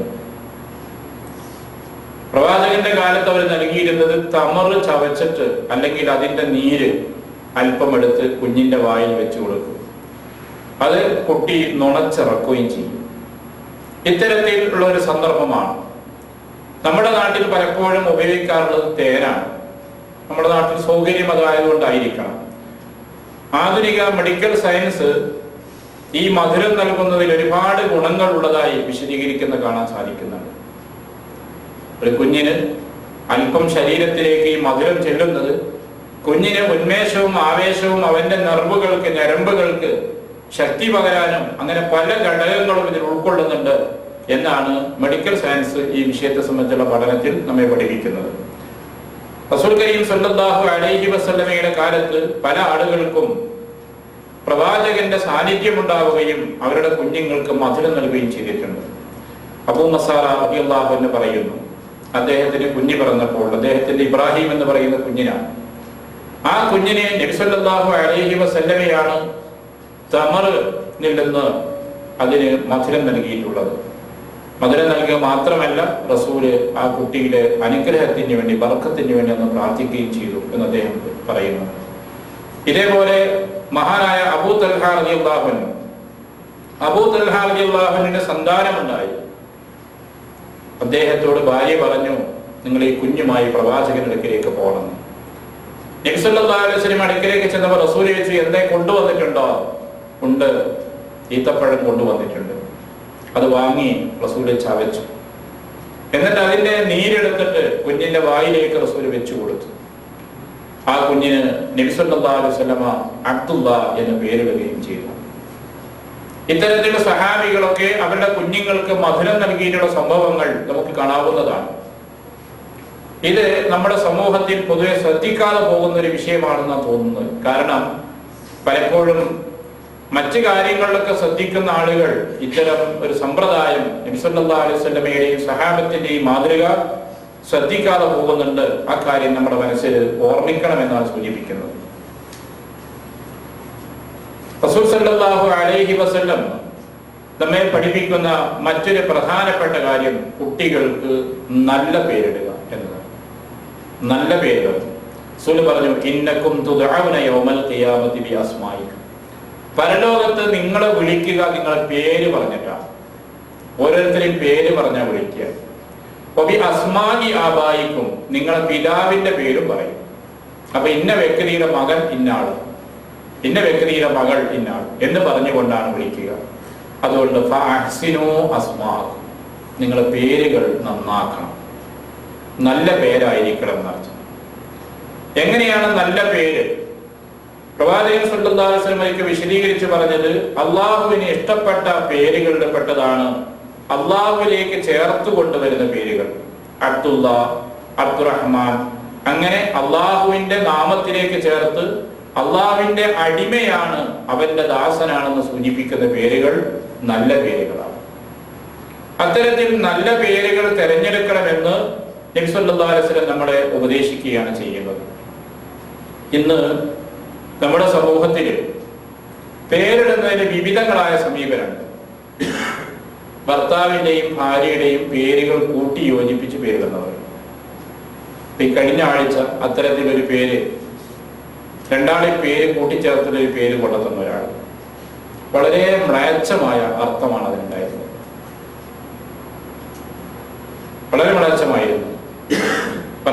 പേര് സെഡ് കൊണ്ട് തുടങ്ങുന്നതാണ്. ഭാര്യയുടെ പേരിന്റെ അവസാനത്തിൽ ഒരു യാക്കുണ്ട്. ഇതെല്ലാം കൂടി കൂട്ടിച്ചേർത്തിട്ട് കുട്ടിക്ക് പേരിട്ടപ്പം സാനിയ എന്നാണ് പേര് വന്നത്. അറബിയിൽ സാനിയ എന്ന് പറഞ്ഞാൽ വേശ്യ എന്നാണ്. ഉടനെ ആ പേര് തിരുത്താൻ വേണ്ടി പറഞ്ഞു. അത് റിക്കാർഡായി കഴിഞ്ഞാൽ പിന്നെ അത് തിരുത്തലും ഇതൊക്കെ കുറെ പ്രയാസമുള്ള കാര്യങ്ങളാണ്. അപ്പൊ നമ്മൾ എങ്ങനെയെങ്കിലും പേരുണ്ടാക്കുകയല്ല. ഒരു പേര് തിരഞ്ഞെടുക്കുമ്പോൾ നമ്മളെ സംബന്ധിച്ചിടത്തോളം, മലയാളികളെ സംബന്ധിച്ചിടത്തോളം, അല്ല ഇന്ത്യക്കാരെ സംബന്ധിച്ചിടത്തോളം നമുക്ക് 3 ഭാഷയിൽ എഴുതാൻ സാധിക്കണം. അറബിയിൽ അത് എഴുതണം, നമ്മുടെ മാതൃഭാഷയിൽ എഴുതണം, ഇംഗ്ലീഷിലും എഴുതണം. ഈ 3 ഭാഷയിലും വ്യത്യാസം വരാത്ത രീതിയിൽ എഴുതാനും പറയാനും പറ്റുന്ന പേരുകൾ തിരഞ്ഞെടുത്താൽ അത് കുറേ സൗകര്യം ഉണ്ടാവും. അത് നമ്മൾ അനുഭവിക്കുന്നവരാണ്. നമ്മുടെ നാട്ടിലെ പേര് ഇക്കാമയിലെത്തിയപ്പോൾ നമുക്കറിയാത്ത പേരായി മാറി. അതും നമ്മുടെ ഭാഷയിൽ നിന്നത് ഇംഗ്ലീഷിലേക്ക് വന്നു, ഇംഗ്ലീഷിൽ നിന്ന് അറബിയിലേക്ക് വന്നു. അപ്പോഴേക്ക് പേര് വേഗമായി. ഇപ്പൊ എയർപോർട്ടിൽ നിന്നൊക്കെ നമ്മളെ വിളിച്ചാൽ നമ്മളെയാണ് വിളിക്കുന്നത് നമുക്കൊരിക്കലും പറയാൻ കഴിയില്ല. അത് നമുക്കറിയില്ല നമ്മളെ പേരെന്താ. ആ രീതിയിലേക്ക് മാറ്റം വന്നു. ഈ വികൃതമായ രൂപം വരാനുള്ള കാരണം ഇത്തരം ഒരു ജീവിത സാഹചര്യം മുമ്പുണ്ടായിരുന്നില്ല. പക്ഷെ ഇന്ന് നമുക്ക് ജീവിതം വിദേശങ്ങളിലാണ്. അപ്പൊ അതുകൊണ്ട് തന്നെ നമ്മൾ പേരിടുമ്പോൾ ചുരുങ്ങിയത് ഈ 3 ഭാഷയിൽ വലിയ തെറ്റില്ലാതെ വ്യത്യാസമില്ലാതെ എഴുതാൻ കഴിയുന്ന പേര് തിരഞ്ഞെടുക്കുക. അത് സൗകര്യമായിരിക്കും. രണ്ടാമത്തത് മോശമായ അർത്ഥമുള്ളതാവരുത്. ദുഷിച്ച അർത്ഥമുള്ള പേര് നമ്മൾ ഇട്ട് കഴിഞ്ഞാൽ കുറച്ചു കാലം കഴിയുമ്പോൾ കുട്ടികൾക്ക് പഠിക്കൂത്. അറബി പഠിക്കുമല്ലോ നമ്മളെ മക്കളൊക്കെ, മദ്രസയിൽ നിന്നും സ്കൂളിൽ നിന്നൊക്കെ പഠിക്കും. അപ്പൊ ആ കുട്ടിക്ക് ആ പേരിന്റെ അർത്ഥം മനസ്സിലാകുന്നതോടുകൂടെ കുട്ടി ആളുകൾക്കിടയിൽ, കൂട്ടുകാർക്കിടയിൽ അങ്ങേയറ്റം അപമാനിതനായി തീരും. എന്നല്ല, മാതാപിതാക്കളുള്ള അവന് കടുത്ത വിരോധവും വെറുപ്പും വരും. ഇത്ര ഒരു ദുഷിച്ച പേരാണല്ലോ എനിക്ക് നൽകിയത് എന്നുള്ളത്. പിന്നീട് ആ പേരൊക്കെ തിരുത്തണമെങ്കിൽ നമ്മുടെ നാട്ടിലാണെങ്കിൽ ഗസറ്റിൽ പബ്ലിഷ് ചെയ്യണം. ഒരുപാട് നടപടിക്രമങ്ങളാണ്, പ്രയാസങ്ങളാണ്. അപ്പൊ അതുകൊണ്ട് പേര് നേടുമ്പോൾ നല്ല അർത്ഥമുള്ള പേരുകളായിരിക്കണം നമ്മൾ തിരഞ്ഞെടുക്കേണ്ടതാണ്. ഇതേപോലെ തന്നെ നമുക്ക് ശരിയല്ലാത്ത ചില പേരുകൾ സമൂഹത്തിൽ ഒരുപാടുണ്ടാകാം. ഇപ്പൊ റഹ്മാൻ എന്ന് മാത്രമായി ഒരാൾക്കും പേരിടാൻ പാടില്ല. അബ്ദുറഹ്മാൻ എന്നേ പേരിടാൻ പാടില്ല. റഹ്മാൻ എന്ന് പറഞ്ഞാൽ അത് അള്ളാഹ്ക്കുള്ള പേരാണ്. അത് സൃഷ്ടികൾക്കാർക്കും ഇടാൻ പാടില്ല. അപ്പൊ അതുകൊണ്ട് അബ്ദുറഹ്മാൻ എന്നോ അബ്ദുസമദ് എന്നോ അങ്ങനെയൊക്കെ ആയിരിക്കണം നമ്മൾ നൽകുന്ന പേരുകൾ. വെറും സമദ് അല്ലെങ്കിൽ റഹ്മാൻ എന്ന് മാത്രമായിട്ട് പേര് നിശ്ചയിക്കരുത്. ഇതേപോലെ തന്നെ അബ്ദുൽ ഖഅബ, അബ്ദു മനാഫ്, ഇത്തരം പേരുകളൊക്കെ മോശമാണ്. നമ്മുടെ നാട്ടിൽ അബ്ദു മനാഫ് ഉണ്ട്. അതിന് കാരണം നബിയുടെ ഉപ്പാപ്പമാരിൽ ഒരാളായിട്ടാണ് നമ്മൾ അബ്ദു മനാഫിനെ പഠിക്കുന്നത്. സംഭവം ശരി തന്നെയാണ്. പക്ഷെ അബ്ദു മനാഫ് എന്ന് പറയുമ്പോൾ മനാഫ് എന്ന് പറയുന്ന ബിംബത്തിന്റെ അടിമ എന്നർത്ഥമാണ്. അവരങ്ങനെ പേരിട്ടിരുന്നു. അബ്ദുൽ ഉസ്സ, അബ്ദുൽ ലാത്ത എന്നൊക്കെ പേര് ഖുറൈശികൾക്കിടയിലുണ്ട്. കാരണം ഉസ്സ, ലാത്ത, മനാത്ത എന്നൊക്കെ പറയുന്ന അവരറിയുന്ന, അവരേറ്റവും ബഹുമാനിക്കുന്ന ബിംബങ്ങളാണല്ലോ. അപ്പൊ ആ ദൈവങ്ങളുടെ ബിംബങ്ങൾ എന്നുള്ള നിലയ്ക്ക് അതിലേക്ക് പേര് ചേർത്തിയിട്ട് അബ്ദ് ചേർത്ത് പറയാറുണ്ടായിരുന്നു. പക്ഷെ നമ്മളെ സംബന്ധിച്ച് നമ്മൾ അള്ളാഹുവിന്റെ അടിമയാണ്, നമ്മളൊരു ബിംബത്തിന്റെ അടിമയല്ല. അപ്പൊ അതുകൊണ്ട് നമുക്ക് പേര് തിരഞ്ഞെടുക്കുമ്പോൾ അത്തരം പേരുകൾ വരാതിരിക്കാൻ നമ്മൾ ശ്രദ്ധിക്കണം. റസൂൽ സല്ലല്ലാഹു അലൈഹി വസല്ലം ഒരിക്കൽ പറഞ്ഞു, പേരുകളിൽ മോശമായ പേരുണ്ട് എന്ന് പറഞ്ഞിട്ട്, മലിക്കുൽ അംലാഖ്, രാജാതി രാജൻ, സർവ്വ രാജാക്കന്മാരുടെയും രാജാവ്, അങ്ങനെയുള്ളൊരു പേര് നിങ്ങൾക്ക് ആർക്കും ഇടരുത്. അത് അള്ളാഹുവിനുള്ളൊരു സ്ഥാനമാണ്. അത്തരം ഒരു പേര് നിങ്ങൾ നൽകരുത് എന്ന് റസൂൽ നമ്മൾ ഉപദേശിക്കുന്നുണ്ട്. മാത്രമല്ല, അതൊരു അഹങ്കാരം സൂചിപ്പിക്കുന്നതാണല്ലോ. മക്കൾക്ക് അങ്ങനെ പേരിട്ട് കഴിഞ്ഞാൽ അവൻ വലിയ ചക്രവർത്തിയാണ്, ലോകത്തിന്റെ കോടീശ്വരനാന്നൊക്കെ പേരിട്ട് കഴിഞ്ഞാൽ പേരിൽ മാത്രമേ ചിലപ്പോൾ ഉണ്ടാവുള്ളൂ. പക്ഷെ എങ്കിലും ആ പേരിൽ അഹങ്കാരത്തെ സൂചിപ്പിക്കുന്ന അവസ്ഥ ഇതിലുണ്ട്. മറിച്ച് മോശമായ അർത്ഥമുള്ള പേരുകൾ റസൂലിന്റെ കാലത്തുണ്ടായിട്ട് നബി സല്ലല്ലാഹു അലൈഹി വസല്ലം അത് പലപ്പോഴും മാറ്റിയിട്ടുണ്ട്. ആ പേരുകൾ പ്രവാചകന്റെ കാലത്ത് ഒരാളുടെ പേര് ആസിയ എന്നാണ്. ആസിയ അല്ല, ആസിയ, ഐനാണ്. ആസിയ എന്ന് പറഞ്ഞാൽ അനുസരണയില്ലാത്ത പെണ്ണ് എന്ന്. അപ്പൊ റസൂൽ അത് മാറ്റിയിട്ട് പറഞ്ഞു, ബൽ അന്തി ജമീല, നിന്റെ പേര് ജമീലയാണ്. അനുസരണമില്ലാത്തവൾ എന്ന് പറഞ്ഞാൽ ഒരു നല്ല ഗുണമല്ലല്ലോ, അപ്പൊ പേര് മാറ്റി. അതുപോലെ മറ്റൊരാളുടെ പേര് മുറ എന്നായിരുന്നു, കയ്പുള്ളത്. റസൂൽ ആ പേര് മാറ്റുകയുണ്ടായി. അങ്ങനെ പലരുടെയും പേര് മാറ്റി. ഒരാളുടെ പേര് ഹർബ് എന്നായിരുന്നു. ഹർബ് എന്ന് പറഞ്ഞാൽ അറിയാലോ, യുദ്ധമാണ്. ഇതൊക്കെ ആ കാലത്ത് ആളുകൾക്കിടയിലെ പേരുകളാണ്.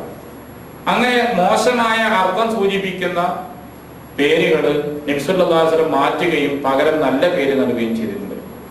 അതുപോലെ താഴ്വരന്റെ പേരുണ്ടായിരുന്നു, ഷൈഖുൽ ദലാൽ. ദലാലത്ത് എന്ന് പറഞ്ഞാൽ വഴികേട്, പിഴച്ചത്. പിഴച്ച താഴ്വര എന്നാണ് പേരുണ്ടായിരുന്നു. റസൂൽ അത് മാറ്റിയിട്ട് പറഞ്ഞു ഷൈഖുൽ ഹുദാ എന്നാക്കാൻ പറഞ്ഞു, ഹുദാ താഴ്വര എന്നാക്കാൻ. അങ്ങനെ സ്ഥലത്തിന്റെ പേരുകൾ പോലും പ്രവാചകൻ തിരുത്തിയിട്ട് നല്ല പേരുകൾ നൽകിയ ധാരാളം സംഭവങ്ങളുണ്ട്. ഒരാളെ വിളിക്കുന്ന റസൂലോട്ട് അബുൽ ഹക്കം എന്ന് വിളിക്കുന്ന കേട്ടു. അൽ ഹക്കം എന്നുള്ളത് അള്ളാഹുവിന്റെ അസ്മാകളിൽ ഒന്നാണ്. അബുൽ ഹക്കം എന്ന് വിളിക്കുന്ന കേട്ടപ്പോൾ റസൂലെ തിരുത്തി പഠിപ്പിച്ചു കൊടുത്തു. അയാളുടെ മകനുണ്ട് ഷുറൈഹ് എന്ന് പറയുന്ന മകൻ, ചേർത്തുകൊണ്ട് റസൂൽ അബൂ ഷുറൈഹ് എന്നാക്കാൻ.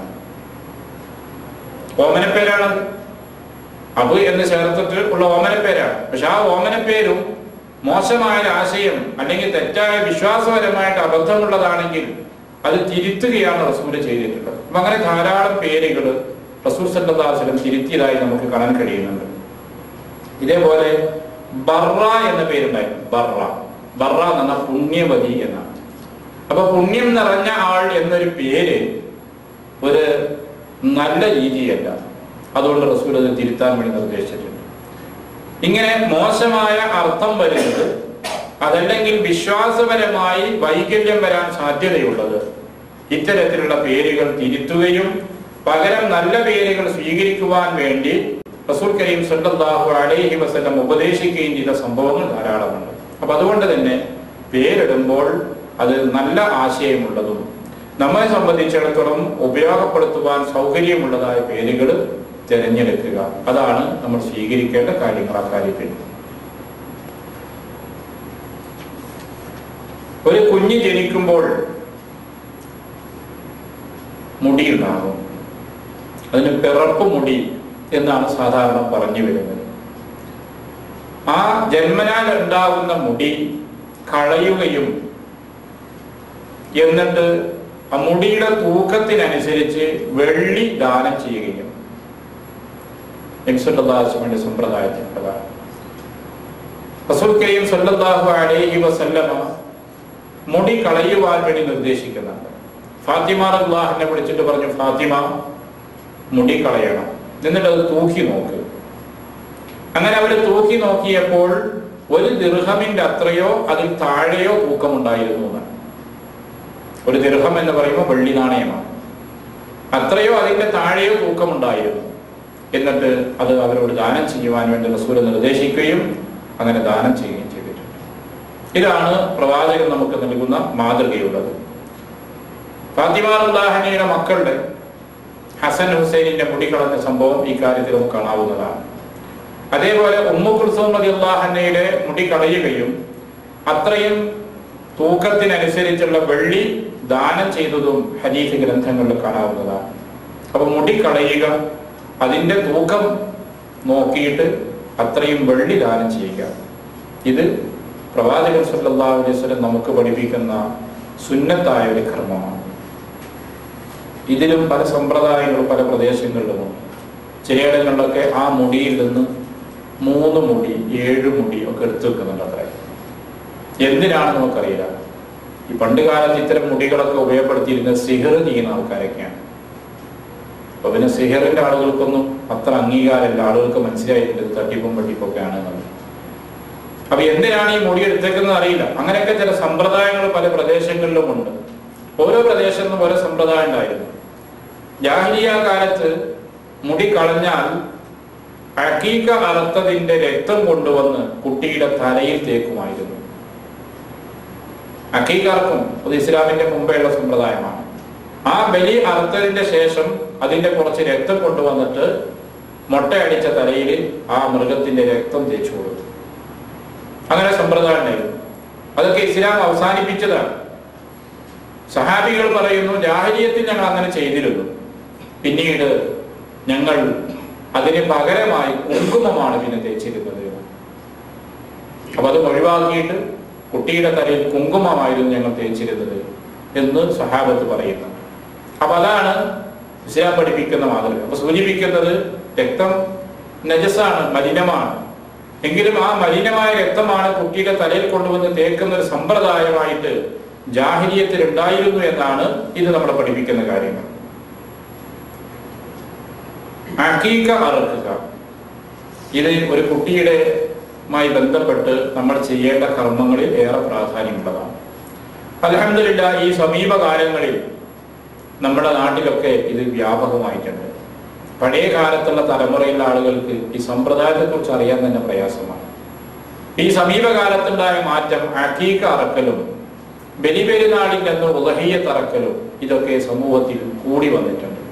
ഒരുപക്ഷെ സാമ്പത്തികമായ ഐശ്വര്യവും നിഅമത്തും നമുക്ക് അല്പം വർദ്ധിച്ചിട്ടുണ്ടല്ലോ, അതൊക്കെ അതിന്റെ ഒരു കാരണമാകാം.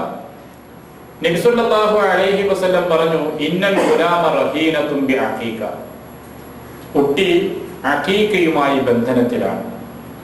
തുദ്ബഹു അൻഹു യൗമസ് സാബിഅ, 7ന്റെ അന്ന് കുട്ടിക്ക് വേണ്ടി അത് അറുക്കണം. വയുഹ്ലഖു റഅസുഹു വയുസമ്മ, അവന്റെ തലമുടി കളയുകയും പേര് നിശ്ചയിക്കുകയും ചെയ്യണം. ഇതാണ് നബി സല്ലല്ലാഹു അലൈഹി വസല്ലം ആ വിഷയത്തിൽ നമുക്ക് നൽകുന്ന നിർദ്ദേശം. സമാനമായ ഹദീസുകൾ വേറെയും കാണാം. മഅൽ ഗുലാമി അഖീഖ, കുട്ടിയോടൊപ്പം അഖീഖയുണ്ട്. ഫഅഹ്രീഖു അൻഹു ദമ വഅമീതു അൻഹു ലദാ, അതുകൊണ്ട് ആ കുട്ടിക്ക് വേണ്ടി നിങ്ങൾ രക്തം ചിന്തുക, കുട്ടിയുടെ ഉപദ്രവം നീക്കുക. ഉപദ്രവം എന്ന് ഉദ്ദേശിക്കുന്നത് തലമുടിയാണ്, മുടി നീക്കുകയും ചെയ്യുക എന്നാണ് റസൂൽ നിർദ്ദേശിക്കുന്ന മറ്റൊന്ന്. ഇതിന് നിശ്ചയിച്ച ദിനമാണ് 7. 7 സാധിക്കുമെങ്കിൽ 7ന്റെ അന്നാണ് അഖീഖ ആക്കേണ്ടത്. ഇനി അന്ന് സാധിച്ചിട്ടില്ലെങ്കിൽ പിന്നെ പ്രത്യേക ദിവസത്തിന് പരിഗണനയില്ല. പണ്ഡിതന്മാർ സൗകര്യത്തിന് പറയുന്നത് 7 അല്ലെങ്കിൽ 14 അല്ലെങ്കിൽ 21 എന്നിങ്ങനെ എണ്ണി പറയുന്നു. 7 സാധിക്കുമെങ്കിൽ 7ന്റെ അന്ന് ചെയ്യുക. എന്തെങ്കിലും അസൗകര്യമുണ്ടെങ്കിൽ അത് അധികം വൈകാതെ അധികം താമസിക്കാതെ സൗകര്യപ്പെടുന്ന ദിനങ്ങളിൽ അക്കാര്യം നിർവഹിക്കാവുന്നതാണ്. നബി സല്ലല്ലാഹു അലൈഹി വസല്ലമ തന്റെ പൗത്രന്മാർക്ക് വേണ്ടിയുള്ള അഖീഖ നിർവഹിച്ചത് 7ാമത്തെ ദിനമാണ്. റസൂലിന്റെ മാതൃക അതാണ്. സാധാരണ ഉളഹിയ്യത്തിന് ഉളഹിയ്യത്ത് അറക്കുവാൻ മതിയായ മൃഗമാണ് അഖീഖക്കും വേണ്ടത്. ഇപ്പൊ ആടാണെങ്കിൽ 1 വയസ്സുള്ളത്, മാട് കാളയോ പോത്തോ അങ്ങനെ ഉള്ളതൊക്കെ ആണെങ്കിൽ 2 വയസ്സുള്ളത്. ഇതാണ് ഉളഹിയ്യത്തിന് മതിയാകുന്ന നിയമം. പിന്നെ കണ്ണ് കാണാത്ത അന്ധതയോ അങ്ങേയറ്റം മെലിഞ്ഞ് ശോഷിച്ചതോ രോഗം ബാധിച്ചതോ ഇത്തരത്തിലുള്ള മൃഗമൊന്നും ഉളഹിയ്യത്തിന് മതിയാവില്ല. അതുകൊണ്ട് തന്നെ അത്തരം മൃഗം അഖീഖ അറക്കാനും മതിയാവില്ല. അപ്പൊ സാധാരണ ബലി പെരുന്നാളിന്റെ ഉളഹിയ്യത്ത് അറക്കുന്നതിന് മതിയായ തരത്തിലുള്ള ഒരു മൃഗത്തെയാണ് അഖീഖക്ക് വേണ്ടിയും നമ്മൾ ഉപയോഗിക്കേണ്ടത്. എന്നാൽ രണ്ടും തമ്മിൽ ചെറിയൊരു വ്യത്യാസമുള്ള വിഷയം ഇതിലുണ്ട്. 7 ആൾക്ക് ഒരു ഉളഹിയ്യത്ത് അറക്കാം. ആടല്ലാത്ത ഒരു മാട്, പശുവിനെയോ അല്ലെ അതുപോലുള്ള നമ്മൾ അറക്കുകയാണെങ്കിൽ ആ കാളയിൽ 7 ആളുകൾക്ക് ഷെയർ ചേർന്നിട്ട് ഉളഹിയ്യത്ത് അറക്കാം. ഇത് അഖീഖയിലില്ല. 7 കുട്ടികൾ നമ്മുടെ കുടുംബത്തിലുണ്ട്. 7 ആൾക്കും കൂടി ഒരു കാളയെ വാങ്ങിയിട്ട് അറുത്താൽ മതിയാവില്ല. അത് ഒരു കുട്ടിക്ക് ഒരു കാള, ഒരു കുട്ടിക്ക് ഒരു മൃഗത്തെ തന്നെ അറക്കണം. അത് കാളയായാലും ശരി ആടാണെങ്കിലും ശരി. അതിൽ പങ്കാളിത്തമില്ല, ഷെയറില്ല. അതാണ് ഉളഹിയ്യത്തും അഖീഖയും തമ്മിൽ വ്യത്യാസപ്പെടുന്ന ഒരു നിയമമുള്ളത്. ബാക്കി മൃഗത്തിന്റെ നിയമങ്ങളെല്ലാം, ഉരുവിലുള്ള എല്ലാ നിയമങ്ങളും ഉളഹിയ്യത്തിന്റേതും അഖീഖയുടെയും ഒരേപോലെയാണ്. ആ അഖീഖയുടെ മാംസമായിട്ട് ആളുകൾക്ക് കൊടുക്കാം. അതേപോലെ തന്നെ ഭക്ഷണം ഉണ്ടാക്കിക്കൊണ്ട് ആളുകൾക്ക് ആ രീതിയിൽ കൊടുക്കുകയും ചെയ്യാം. അത് പാവപ്പെട്ടവന് മാത്രം കൊടുക്കണം എന്നല്ല, പാവപ്പെട്ടവനും കൊടുക്കാം, പണക്കാരനും കൊടുക്കാം, എല്ലാവർക്കും അതിൽ നിന്ന് ഭക്ഷിക്കാം. അതാണ് അഖീഖയുടെ നിയമം. അപ്പൊ നമ്മുടെ സമീപത്ത് കുടുംബത്തിലും ബന്ധത്തിലും പെട്ട ആളുകളൊക്കെ ഉണ്ടാകും, അയൽവാസികളുണ്ടാകും. അവർക്കെല്ലാം അതിന്റെ വീതം കൊടുക്കുക. അതേ നമ്മുടെ അയൽവക്കത്ത് താമസിക്കുന്ന മുസ്ലിം ഉണ്ടെങ്കിൽ അവനും അതിന്റെ വീതം കൊടുക്കുക. അപ്പൊ ആ രൂപത്തിലുള്ളതാണ് അഖീഖ. ഒരു കുഞ്ഞ് ജനിച്ചതിലുള്ള സന്തോഷമാണ്. അതിന്റെ പേരിൽ അള്ളാഹുവിനോട് ശുക്ർ പ്രകടിപ്പിക്കുകയാണ്. ആ നന്ദി പ്രകടിപ്പിക്കുന്നതിൽ മറ്റുള്ളവരുടെ സന്തോഷവും അവരെ പ്രാർത്ഥനയും ഉണ്ടാകാനുള്ള അവസരവും കൂടി നമ്മൾ ഉപയോഗപ്പെടുത്തുക. ആ രീതിയിലാണ് അഖീഖയെ സംബന്ധിച്ച് നമ്മൾ മനസ്സിലാക്കേണ്ടത്. ഇതിലും പല സമ്പ്രദായങ്ങളും സമൂഹത്തിലുണ്ട്. ആദ്യത്തെ കുട്ടിക്ക് മാത്രം അറുത്താൽ മതി എന്ന് ധരിച്ചിട്ടുള്ള ആളുകളുണ്ട്. അങ്ങനെ ഇസ്ലാമിന്റെ നിയമമില്ല. ആദ്യത്തെ കുട്ടിക്ക് അറുത്താൽ മതി, പിന്നുള്ളത് അറക്കേണ്ടതില്ല എന്നല്ല. സാധിക്കുമെങ്കിൽ ഓരോ കുട്ടികൾക്കും അറക്കുക. ഒരാളുടെ സാമ്പത്തിക സ്ഥിതി അനുകൂലമല്ല എങ്കിൽ അയാൾക്ക് സാധിക്കുന്നതിന് വേണ്ടി അറക്കുക എന്നുള്ളതാണ്. അല്ലാതെ ഒന്നാമത്തെ കുട്ടിക്ക് മാത്രം അറുത്താൽ മതി എന്നുള്ള ഒരു നിയമം അതിലില്ല. അതേപോലെ ആൺകുട്ടികൾക്ക് മാത്രം അറുത്താൽ മതി എന്ന ഒരു സമ്പ്രദായം യഹൂദന്മാർക്കിടയിൽ ഉണ്ടായിരുന്നു. ചില മുസ്ലിങ്ങളും അങ്ങനെ ധരിച്ചിട്ടുണ്ട്. ആൺകുട്ടിക്ക് അറക്കേണ്ടതുള്ളൂ എന്നുള്ളത്. അതും ഇസ്ലാമിലില്ല. നബി സല്ലല്ലാഹു അലൈഹി വസല്ലം ആണ് പെണ്ണ് വ്യത്യാസമില്ലാതെ എല്ലാ കുട്ടികൾക്ക് വേണ്ടി അറക്കാനാണ് നിർദ്ദേശിക്കുന്നത്. അത് ചെറിയൊരു വ്യത്യാസം വരുത്തിയത്, ആൺകുട്ടിക്ക് വേണ്ടി അറക്കുന്നത് ആടാണെങ്കിൽ 2 ആട് അറക്കുന്നത് റസൂല് പ്രത്യേകമായി സൂചിപ്പിക്കുന്നുണ്ട്. പെൺകുട്ടിക്കാണെങ്കിൽ ഒരാട് എന്ന്. പെൺകുട്ടികൾക്ക് വേണ്ടി അറവില്ല എന്നല്ല, അവർക്കും അറവുണ്ട്. പക്ഷെ പെൺകുട്ടികൾക്ക് ഒന്ന്, ആൺകുട്ടിക്ക് അതിനേക്കാൾ ഒന്നുകൂടി കൂടുതൽ അറക്കുക എന്നുള്ളതാണ്. അത് മാടാകുമ്പോൾ നമ്മുടെ സൗകര്യം അനുസരിച്ച് ചെയ്യാവുന്നതാണ്. മറ്റൊരു സമ്പ്രദായമുള്ളത് ഇപ്പൊ മൊബൈൽ ഫോൺ ഉപയോഗിക്കുന്ന രീതിയാണ് അറക്കുന്ന സമയത്ത്. കാരണം മുടി കളയുന്നതും 7-ന്റെ അന്നാണ്, അറക്കുന്നതും 7-ന്റെ അന്നാണ്. അപ്പൊ ഈ അറക്കാൻ ഒരു സ്ഥലത്ത് കുറെ ആൾക്കാരുണ്ടാവുമല്ലോ, മുടി കളയാൻ ആൾക്കാർ ഇപ്പുറത്തുണ്ടാവും. എന്നിട്ട് 2 കൂട്ടരും അങ്ങോട്ടും ഇങ്ങോട്ടും വിളിച്ചു ചോദിക്കാണ് ആയോ ആയോ, എന്തായോ എന്നാ ചോദിക്കുന്നത്. ആളുകളുടെ വിശ്വാസം മൃഗത്തിന്റെ കഴുത്തിൽ കത്തി വെക്കുന്നതും കുഞ്ഞിന്റെ തലമുടി കളയുന്നതും തുടങ്ങുന്നതും ഒരേ സമയത്താവണം. അപ്പൊ ഒരേ ടൈമിന് 2 ഈ കത്തി വെക്കണം എന്നുള്ളൊരു വിശ്വാസം. ഇത് എവിടുന്ന് വന്നാന്ന് റബ്ബിനാണോ? അങ്ങനെയൊന്നും ഇസ്ലാമിലില്ല. ഇപ്പൊ രാവിലെയാണ് അഖീഖ അറുത്തത്, വൈകുന്നേരമാണ് മുടി കളയുന്നത്, ഒരു പ്രശ്നവും അതിലില്ല. 2ഉം 7-ന്റെ തന്നെ ആവുമല്ലോ. ആ ദിവസം അത് ചെയ്യുന്നതിനുള്ള പ്രാധാന്യം മാത്രമേ ഉള്ളൂ. അതിൽ കവിഞ്ഞ് ഒരേ സമയത്ത് 2 കത്തി വെക്കണം എന്ന് പറയുന്ന തരത്തിലുള്ള നിയമങ്ങളില്ല. അഖീഖ അറുത്താൽ അതിന്റെ എല്ലൊന്നും പൊട്ടാൻ പാടില്ല, അങ്ങനെ വിശ്വാസമുള്ള സ്ഥലങ്ങളുണ്ട്. അതിന്റെ എല്ലൊന്നും പൊട്ടിക്കാൻ പാടില്ല. ഇവിടെ കുറച്ചൊക്കെ നടക്കും. അതിവിടെ ഒന്നായിട്ട് ആട് പുഴുങ്ങും. നമ്മുടെ നാട്ടിൽ സാധിക്കുമോ? അപ്പൊ എന്താണ് എല്ല് പൊട്ടിയാൽ? കുട്ടിയുടെ എല്ല് പൊട്ടുന്നതാണ്. അപ്പൊ കുട്ടിയുടെ ഇറച്ചി കേടുകയില്ല. ഈ മൃഗത്തിന്റെ ഇറച്ചി അവള് ചെത്തിയെടുക്കുമ്പോ അതിന്റെ ഫലമായിട്ട് കുട്ടിയുടെ ശരീരത്തിൽ നിന്ന് മാംസം നീങ്ങണ്ടേ? എങ്ങനെ ഇത്തരം വിശ്വാസങ്ങൾ നമുക്കിടയിൽ വന്നു എന്നറിയില്ല. ആളുകൾക്ക് അങ്ങനെ ധാരണയുണ്ട്. ചില പ്രദേശങ്ങളിൽ ഇതിൽ നിന്ന് കുറച്ച് മാംസം എടുത്തിട്ട് ശർക്കര ഇട്ടുണ്ടാക്കുന്നുണ്ട്, മധുരം ചേർത്തിട്ട്. അതെന്തിനാണ്? മധുരമയുള്ള ഒരു ജീവിതം കുട്ടിക്കുണ്ടാക്കാൻ വേണ്ടി. മധുരട്ട ഇറച്ചിയുടെ ടേസ്റ്റ് എന്തായിരിക്കും നിങ്ങൾ ആലോചിച്ചാൽ. അപ്പൊ ആളുകൾ പലതരത്തിലുള്ള സങ്കല്പങ്ങൾ ഉണ്ടാക്കിയിട്ട് അതൊക്കെ മതത്തിന്റെ നിയമമാണ്, അങ്ങനെയാണ് ഇസ്ലാം എന്ന് ആളുകൾ ധരിക്കുകയാണ്. യഥാർത്ഥത്തിൽ ഇതൊന്നും ഇസ്ലാമിലില്ല. മധുരമുള്ളതാണെങ്കിൽ അങ്ങനെ തിന്നാം, ഇസ്ലാം വിലക്കൊന്നുമില്ല. നീ കയ്പുള്ളത് ഉണ്ടാക്കി തിന്നാലും ഇസ്ലാമിനെ കുറ്റമൊന്നുമില്ല.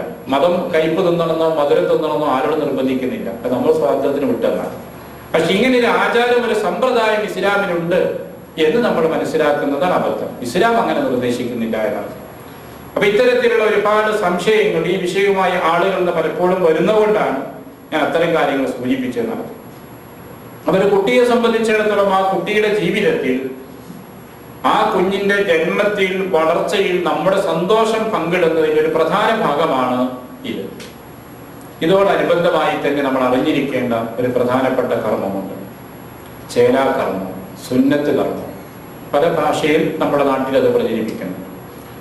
റസൂൽ സല്ലല്ലാഹു അലൈഹി വസല്ലം നമ്മളെ പഠിപ്പിക്കുന്നത് ഖംസും മിനൽ ഫിത്ർ, 5 കാര്യങ്ങൾ പ്രകൃതിപരമായി ഉള്ള നിയമമാണ്. 5 കാര്യങ്ങൾ. അൽ ഖിതാൻ, 1 സുന്നത്ത് കർമ്മമാണ്. രണ്ടാമത്തത് വൽ ഇസ്തിഹ്ലാൽ, ഗുഹ്യരോമം നീക്കുക. വനത്ഫുൽ ഇബത്ത്, കഷരോമം നീക്കുക. വതഖ്ലീബുൽ അദ്ഫാർ, നഖം വെട്ടുക. വഖസ്സു ശാരിബി, മീശ വെട്ടുക. ഇത് പ്രകൃതിപരമായി നമ്മൾ സ്വീകരിക്കേണ്ട ശുചീകരണ കാര്യങ്ങളാണ് എന്ന് റസൂലുള്ളാഹി സ്വല്ലല്ലാഹു അലൈഹി വസല്ലം നമ്മളെ പഠിപ്പിക്കുന്നത്. ഇബ്രാഹിം നബി അലൈഹിസ്സലാത്തു വസ്സലാമാണ് ആദ്യമായി സുന്നത്ത് കർമ്മം നിർവഹിച്ചത് എന്നാണ് ഇസ്ലാം പഠിപ്പിക്കുന്നത്. അദ്ദേഹത്തിന്റെ പാരമ്പര്യം എന്ന നിലക്ക് പിൻഗാമികളായി വന്നിട്ടുള്ള യഹൂദന്മാരും ക്രൈസ്തവരും മുസ്ലിങ്ങളും അത് നിർവഹിച്ചു വന്നു. ക്രിസ്ത്യാനികൾ ഇടക്കാലത്ത് വെച്ചത് വേണ്ട എന്ന് തീരുമാനിച്ചു. യഹൂദന്മാർ ഇന്ന് നിർവഹിച്ചുകൊണ്ടിരിക്കുന്നു. ലോകം മാറ്റത്തിന് വിധേയമായപ്പോൾ ഇന്ന് സുന്നത്ത് കല്യാണം കഴിക്കുന്ന നമ്മൾ മാത്രമല്ല, എല്ലാ മതവിഭാഗം ചെയ്തുകൊണ്ടിരിക്കുകയാണ്. കാരണം ലോകാരോഗ്യ സംഘടന ഇന്ന് ലോകത്തെ പഠിപ്പിക്കുന്ന ഒരു പ്രധാന കാര്യമാണ് സുന്നത്ത് കല്യാണം കഴിക്കണം. ഒരു കാലത്ത് മുസ്ലിങ്ങളെ ചിലർ തമാശയായി പരിഹസിക്കാവുന്ന ഒരു വിഷയമായിരുന്നത്. ഇന്ന് ലോകത്ത് ആരോഗ്യ സംഘടനകൾ ലോകത്തൊന്നായി പ്രചരിപ്പിക്കുന്ന ഒരു ആശയമായി മാറി. വൃത്തിയുണ്ടാകാൻ, ലൈംഗികമായ രോഗങ്ങൾ വരാതിരിക്കാൻ, എയ്ഡ്സിൽ നിന്ന് രക്ഷപ്പെടാൻ ഇതിനെല്ലാം നിർദ്ദേശിക്കുന്നത് സുന്നത്ത് കഴിക്കുക എന്നാണ്. ഈ കഴിഞ്ഞ വർഷം ഡൽഹിയിൽ വെച്ചിട്ട് ലോകാരോഗ്യ സംഘടനയുടെ നേതൃത്വത്തിൽ എയ്ഡ്സിനെതിരെയുള്ള സമ്മേളനം നടത്തുകയുണ്ടായി. ആ സമ്മേളനത്തിൽ 10-11 കാര്യങ്ങളാണ് നടപ്പിലാക്കാൻ നിർദ്ദേശിച്ചത്. അതിൽ ഒന്ന് സുന്നത്ത് കല്യാണം നടപ്പിലാക്കാനാണ്. അതാണ് ഒരു നിർദ്ദേശം. വ്യാപകമായ ആളുകളെ കൊണ്ട് സുന്നത്ത് കഴിപ്പിക്കുക. എന്നാൽ ഒരുപാട് ലൈംഗിക രോഗങ്ങളിൽ നിന്ന് രക്ഷ ലഭിക്കുന്ന റബ്ബിന്റെ അനുഗ്രഹത്താൽ നമ്മളത് മതത്തിന്റെ പേരിൽ ചെയ്തു വരുന്നു എന്നുള്ളതാണ്. ഈ സുന്നത്ത് എപ്പോഴാണ് കഴിക്കേണ്ടത്? പ്രത്യേക വയസ്സൊന്നും അതിന് നിശ്ചയിച്ചിട്ടില്ല. ഇന്നത്തെ കാലത്ത് ഏറ്റവും സൗകര്യം ഏറ്റവും ചെറുപ്പത്തിൽ ചെയ്യലാണ്. പഴയ കാലത്തൊക്കെ കുറച്ച് മുതിർന്നിട്ടൊക്കെ ചെയ്തിരുന്നത്. അതിൻ്റെതായ ബുദ്ധിമുട്ടുകളും ഉണ്ടായിരുന്നു. ഇന്ന് ചെറിയ കുട്ടിയായിരിക്കുമ്പോൾ തന്നെ അത് ചെയ്യുന്നതാണ് സൗകര്യം. ഇപ്പൊ നാട്ടിലൊക്കെ പ്രസവിച്ച അന്നോ അല്ലെങ്കിൽ മുടി കളയുന്ന അന്നൊക്കെയാണ് ഇപ്പോൾ ചെയ്തു വരുന്നത്. അതാണെങ്കിൽ ഏതാനും മണിക്കൂറുകൾ മാത്രമേ മുറിവ് അടങ്ങാൻ വേണ്ടി വരുള്ളൂ. അതുകൊണ്ട് ഏറ്റവും സൗകര്യമുള്ള സമയം എന്ന നിലയ്ക്ക് അത്തരം കാര്യങ്ങളും നമ്മൾ മനസ്സിലാക്കേണ്ടതാണ്. ഇതൊക്കെ ഒരു കുഞ്ഞ് ജനിച്ചാൽ മതം നമുക്ക് നൽകുന്ന വളരെ പ്രധാനപ്പെട്ട ചില നിർദ്ദേശങ്ങളും നിയമങ്ങളുമാണ്. ഒരു കാര്യം കൂടി പറഞ്ഞാൽ അവസാനിപ്പിക്കുകയാണ്. ഒരു കുഞ്ഞ് ജനിച്ചു എന്ന സന്തോഷ വാർത്ത കേൾക്കുമ്പോൾ നമ്മൾ എന്താ ചെയ്യേണ്ടത്? ഒരുപക്ഷെ സ്വന്തം രക്ഷിതാവിനെ തന്നെയായിരിക്കും ഫോൺ വിളിച്ച് പറയുന്നത്, പ്രസവിച്ചു, സുഖപ്രസവമാണ് എന്നൊക്കെ പറയുന്നത്. അതല്ലെങ്കിൽ നമ്മുടെ സഹോദരനായിരിക്കും നമ്മളോട് പറയുന്നത്, എനിക്കൊരു കുട്ടി ഉണ്ടായിരിക്കുന്നു കേട്ടോ എന്ന് സന്തോഷമായിട്ട് പറയുന്നത്. ഇത്തരം സന്ദർഭങ്ങളിൽ നമ്മൾ പ്രാർത്ഥിക്കണമെന്നാണ് ഇസ്ലാം പഠിപ്പിക്കുന്നത്. ഹസനുല്ലാഹു ഉദ്ധരിക്കുന്ന വചനത്തിൽ നമുക്ക് കാണാം, ബാറക്കല്ലാഹു ലക ഫിൽ മൗഹൂബി ലക വശക്കർതൽ വാഹിബ വബലഗ അശുദ്ധഹു വറുസിഖത ബർറഹു. ഇത് അറബി തന്നെ പറയുന്ന നിയമമല്ല. അറബി അറിയെങ്കിൽ അറബി പ്രാർത്ഥിക്കാം, ഇല്ലെങ്കിൽ നിങ്ങൾക്ക് മലയാളത്തിൽ പ്രാർത്ഥിക്കാം, നിങ്ങളുടെ ഭാഷയിൽ പറയാം. അള്ളാഹു നിനക്ക് നൽകിയ സന്താനത്തിൽ അനുഗ്രഹം ചെയ്യട്ടെ, ആ കുട്ടിക്ക് ആരോഗ്യവും യുവത്വവും ഉള്ളൊരു കാലം ഉണ്ടാകട്ടെ, അവന് എല്ലാവിധ നന്മകളും പുണ്യങ്ങളും റബ്ബിന്റെ ഭാഗത്ത് അനുഗ്രഹിക്കട്ടെ. ഇങ്ങനെ ഒരു കുഞ്ഞിന് വേണ്ടിയുള്ള പ്രാർത്ഥനയാണ് ഇത് കേൾക്കുമ്പോൾ നമ്മൾ ചെയ്യേണ്ടത്. നമ്മുടെ സമൂഹത്തിൽ ഈ ഉപചാര സമ്പ്രദായങ്ങൾ വളരെ കുറവാണ്. അങ്ങനെയാണ് ഒരാൾ നമുക്കൊരു ഉപകാരം ചെയ്തു തന്നാൽ അറബ് സമൂഹം ഉടനെ തന്നെ ജസാഖല്ലാഹു ഖൈറ എന്ന് പറയും. അള്ളാഹു നിനക്ക് നന്മ നൽകട്ടെ, പ്രതിഫലം നൽകട്ടെ എന്ന് പ്രാർത്ഥിക്കും. നമ്മുടെ മനസ്സിൽ നമുക്ക് അവരോട് നന്ദിയുണ്ട്, പക്ഷെ നമ്മൾ നന്ദിയുണ്ട് എന്ന് പറയില്ല. അല്ലെങ്കിൽ ഒരു പ്രാർത്ഥന ആ സമയത്ത് നിർവഹിക്കൂല. പക്ഷെ ഇസ്ലാമിൽ ഇത്തരം സന്ദർഭങ്ങളിലെല്ലാം ഉപചാരങ്ങളുണ്ട്. അപ്പൊ അതുകൊണ്ടാണ് റസൂലിന്റെ മാർഗം സ്വീകരിച്ചു വന്ന സഹാബികള് ഒരാൾക്ക് സന്താനമുണ്ടാകുമ്പോൾ ആ സമയത്ത് അനുമോദിക്കുകയും അതിന് മറുപടി പറയുകയും ചെയ്യണമെന്ന് നമ്മോട് പഠിപ്പിച്ചിട്ടുള്ളത്.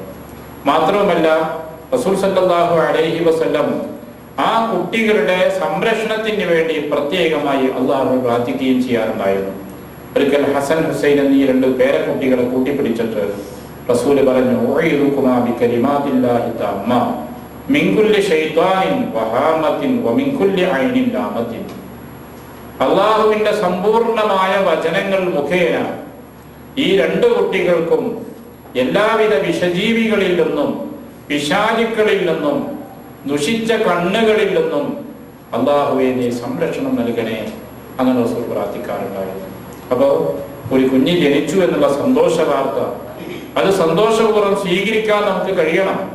അത് ജനിച്ചത് പെൺകുഞ്ഞാണെങ്കിലും ആൺകുഞ്ഞാണെങ്കിലും ശരി. അങ്ങനെയൊക്കെ നമ്മുടെ സമൂഹത്തിലുണ്ട്.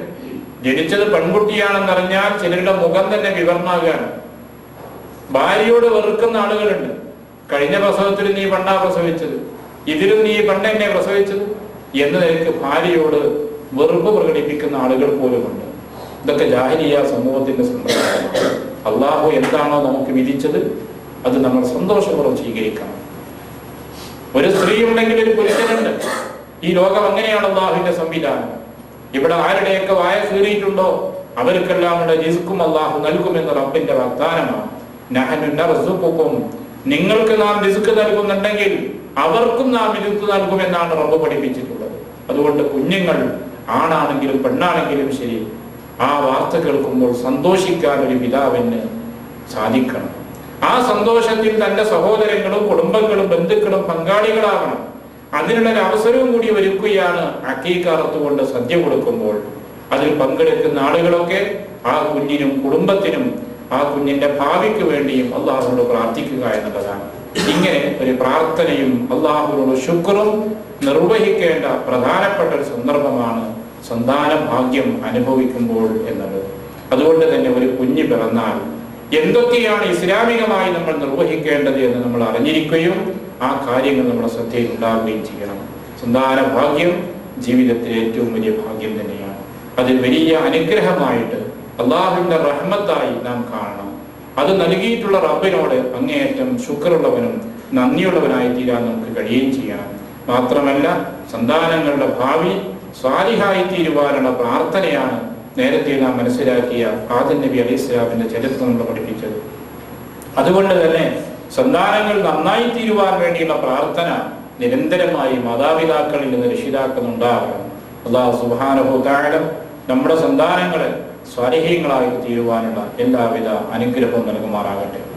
ഇഹത്തിലും പരത്തിലും നമ്മുടെ കുടുംബത്തിനും സമൂഹത്തിനും ഗുണം ചെയ്യുന്ന സന്താനങ്ങളാക്കി മാറ്റുമാറാകട്ടെ. ദുഷിച്ച സന്താനങ്ങളും അവരെ കൊണ്ടുള്ള ദുരിതങ്ങളും സമൂഹത്തിൽ ധാരാളമുണ്ട്. ആ സന്താന വിഭാഗത്തിൽ നിന്ന് നമ്മുടെ മക്കളെ അള്ളാഹു കാത്തു രക്ഷിക്കുമാറാകട്ടെ. പരലോകത്ത് അള്ളാഹുവിന്റെ സ്വർഗത്തിലേക്ക് മാത്രം പോകുന്ന വിഭാഗത്തിൽ നമ്മെയും നമ്മുടെ സന്താനങ്ങളെയും മാതാപിതാക്കളെയും നമ്മിൽ നിന്ന് മരണപ്പെട്ടവരെയും അള്ളാഹു ഉൾപ്പെടുത്തുമാറാകട്ടെ. ربنا تقبل منا إنك أنت السميع العليم وتب علينا إنك أنت التواب الرحيم آمين برحمتك يا أرحم الراحمين وصلى الله وسلم على محمد وعلى آله وصحبه أجمعين. السلام